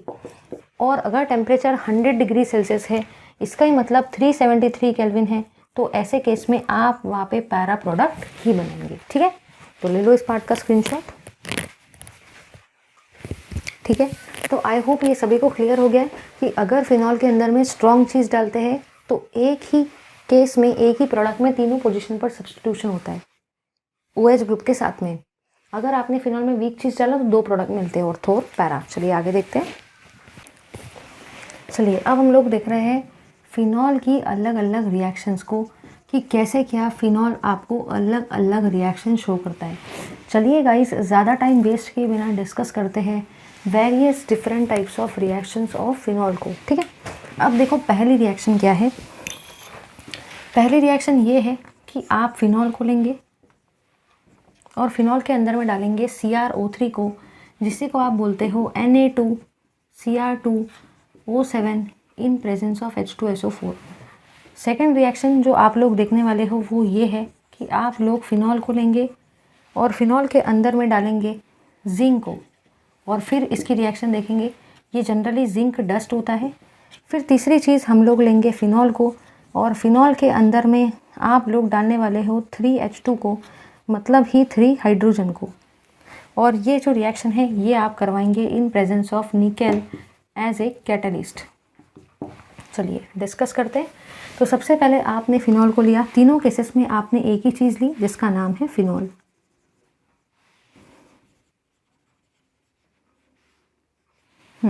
चलो अब ज़रा यहाँ पे ध्यान से देखना। सबसे पहले आपने लिया CrO3 in presence of Na2Cr। CrO3 जो होता है इसके जगह पे आप ये भी लिख सकते हो, क्योंकि ये जो CrO3 है ये दोनों के कॉम्बिनेशन से बनता है। जब आप Na2Cr2O7 के अंदर में H2SO4 को डालते हो तो उससे आपका CrO3 ही बनता है, तो आप उसको वैसा भी लिख सकते हो। अब देखो यहाँ पे बेसिकली होता क्या है।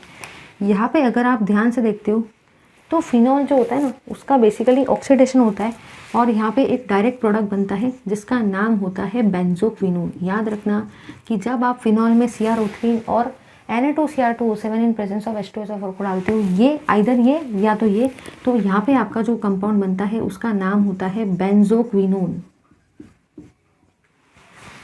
ठीक है, याद रखना।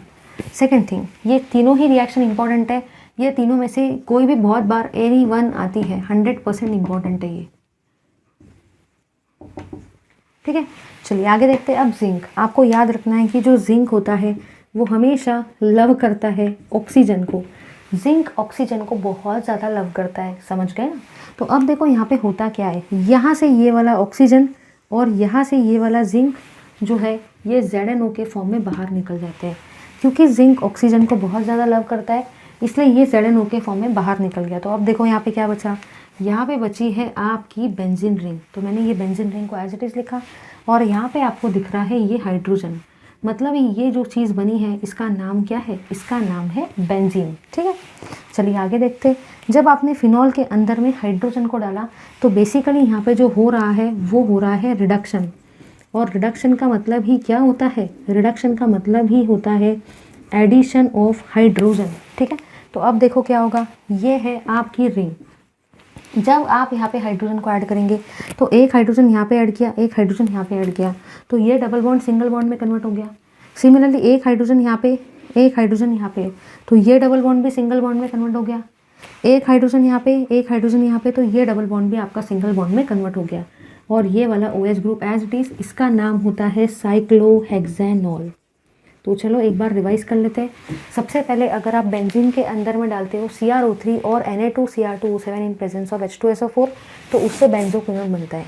अगर आप फिनॉल में जिंक डस्ट डालते हो तो ये जिंक ऑक्सीजन के साथ, क्योंकि जिंक ऑक्सीजन को लव करता है तो ZNO के फॉर्म में बाहर निकल गया, तो ये रिंग और ये हाइड्रोजन बचा जिसको बेंजीन बोलते हैं।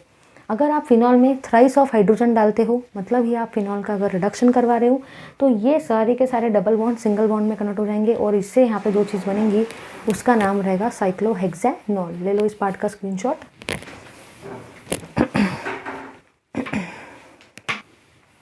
चलिए अब हम लोग डिस्कस कर रहे हैं अपनी आगे की रिएक्शन जो कि है विलियमसन सिंथेसिस ऑफ ईथर, जिसमें हम लोग देखेंगे कि कैसे क्या हम लोग ईथर को प्रिपेयर करते हैं।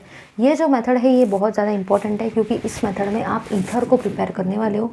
इस मेथड को डिज़ाइन कर किया है विलियम्स नाम के साइंटिस्ट ने, विलियमसन्स नाम के साइंटिस्ट ने, इसलिए इस रिएक्शन का नाम है विलियमसन सिंथेसिस ऑफ ईथर। चलिए डिस्कस करते हैं इस रिएक्शन को। चलिए डिस्कस करते हैं विलियमसन सिंथेसिस ऑफ ईथर को।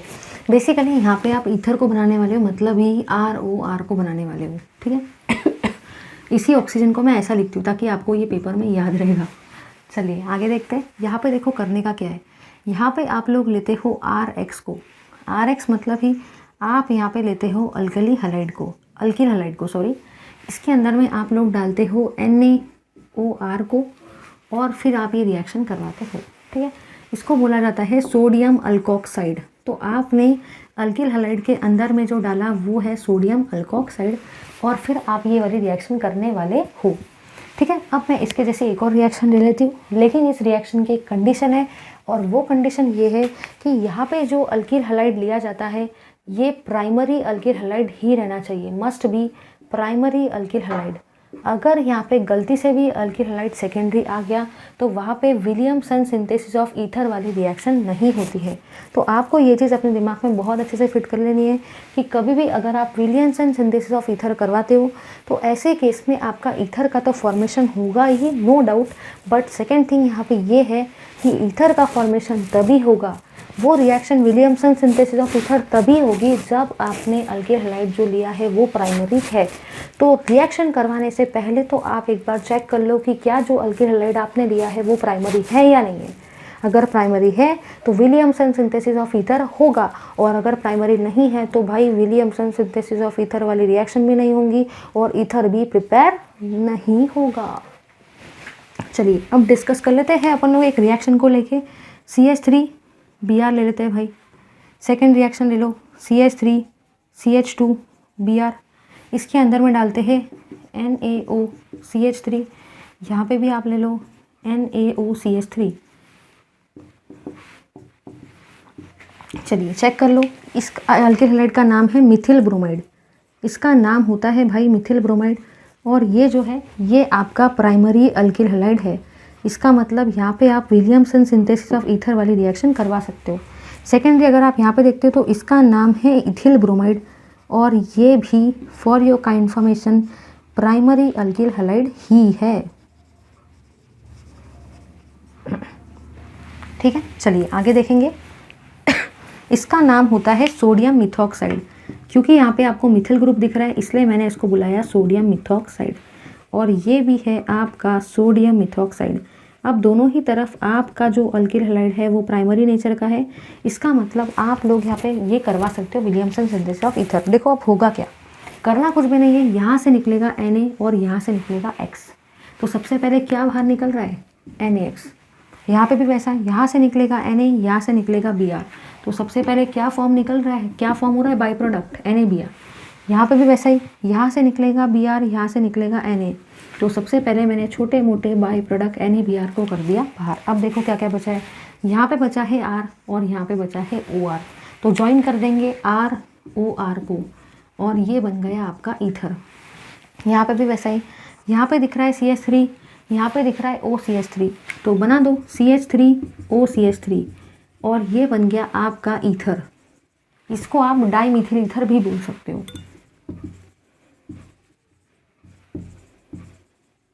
ठीक है, तीसरी थिंग, यहाँ पे दिख रहा है CH3 CH2, यहाँ पे दिख रहा है OCH3, तो लिख देंगे CH3 CH2 OCH3। करना कुछ भी नहीं है, देखो R OR ज्वाइन कर दिया, CH3 OCH3 ज्वाइन कर दिया, CH3 CH2 CH3 CH2 O CH3। इसका नाम होता है इथिल मिथिल ईथर। मैंने पहला इथिल क्यों लिखा, क्योंकि E फॉर ईयर ABCD में पहले आता है और M फॉर मंकी बाद में आता है। यहाँ पे सभी जगह पे ईथर इसलिए बना, सभी जगह पे विलियमसन सिंथेसिस ऑफ ईथर वाली रिएक्शन इसलिए हुई क्योंकि जो अल्किल हैलाइड था वो प्राइमरी था। पेपर में ये दो रिएक्शन के अलावा और कोई रिएक्शन नहीं आ सकती, इसलिए मैंने वो दोनों ही रिएक्शन पढ़ा दी ताकि अगर पेपर में आ गई तो आप इजीली कर लेंगे। इसके अलावा और कोई चांस नहीं है यहाँ पे। ले लो इस पार्ट का स्क्रीनशॉट, गारंटी दे रही हूँ भाई। इसके बाद में हम लोग देख रहे हैं एनीजोल की लास्ट वाली रिएक्शन को। तो ज़्यादा टाइम वेस्ट किए बिना चलिए गाइस डिस्कस करते हैं एनीजोल की लास्ट वाली रिएक्शन को।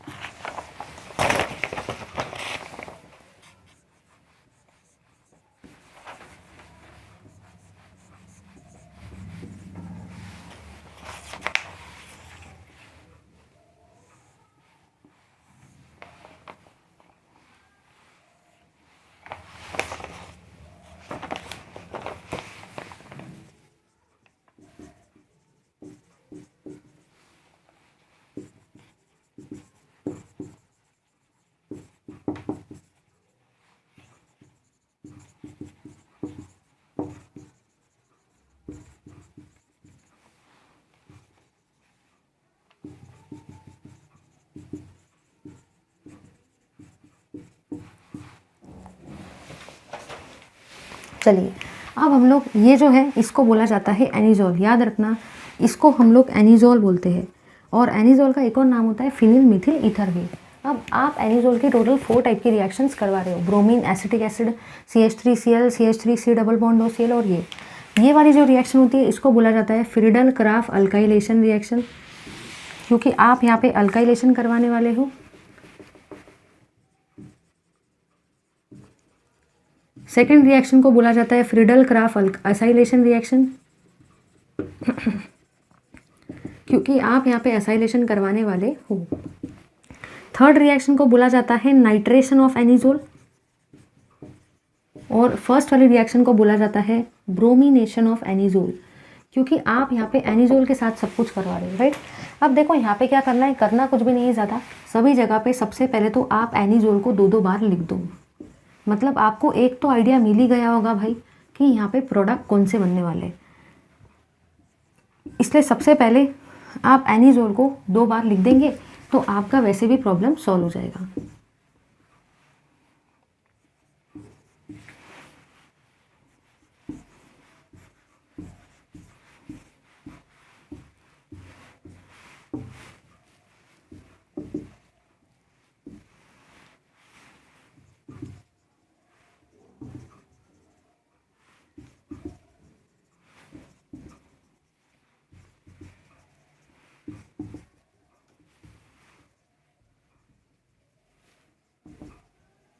ठीक है, मैंने हर जगह पे एनिजोल को लिख दिया। अब देखो क्या होगा, यहाँ पे Br2 है। Br2 in presence of acetic acid से आपको ब्रोमीन मिलने वाला है, इसलिए एक ब्रोमीन लगाया ऑर्थो पे, दूसरा ब्रोमीन लगाया पैरा पे।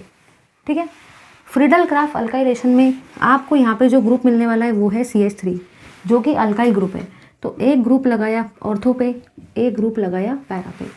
फ्रीडल क्राफ असाइलेशन में आपको ये वाला ग्रुप मिलने वाला है C डबल बॉन्डो CH3, तो एक C डबल बॉन्डो CH3 लगाया ऑर्थो पे, एक C डबल बॉन्डो CH3 ग्रुप लगाया पैरा पर। और लास्ट वाली रिएक्शन में concentrated HNO3 plus concentrated H2SO4 है, जिससे आपको मिलता है NO2 ग्रुप, तो एक NO2 लगाया ऑर्थो पर और एक NO2 लगाया पैरा पर। तो इस तरीके से आपको टोटल 2 टाइप के प्रोडक्ट का कॉम्बिनेशन मिल रहा है। पहला जो मिल रहा है वो है ऑर्थो प्रोडक्ट, और सेकंड जो आपको मिल रहा है ना वो है आपका पैरा प्रोडक्ट। तो इस टाइप से ये होता है, और यहाँ पे आपका ये वाले चैप्टर का 1 शॉट ख़त्म होता है। ये 1 शॉट बहुत ज़्यादा बढ़िया तरीके से मैंने आपके लिए बनाया भाई, सारे इंपॉर्टेंट रिएक्शन को मैं लेके आई, मैंने काफ़ी मेहनत की है। एक दिन में पूरा चैप्टर पढ़ाना it's not an easy task. तो आप लोगों को भाई प्लीज़ एक ही काम करने का है, करो भाई करो, लाइक करो, शेयर करो, सब्सक्राइब करो अपनी अंकिता दीदी के लिए। ठीक है, थैंक यू वेरी मच।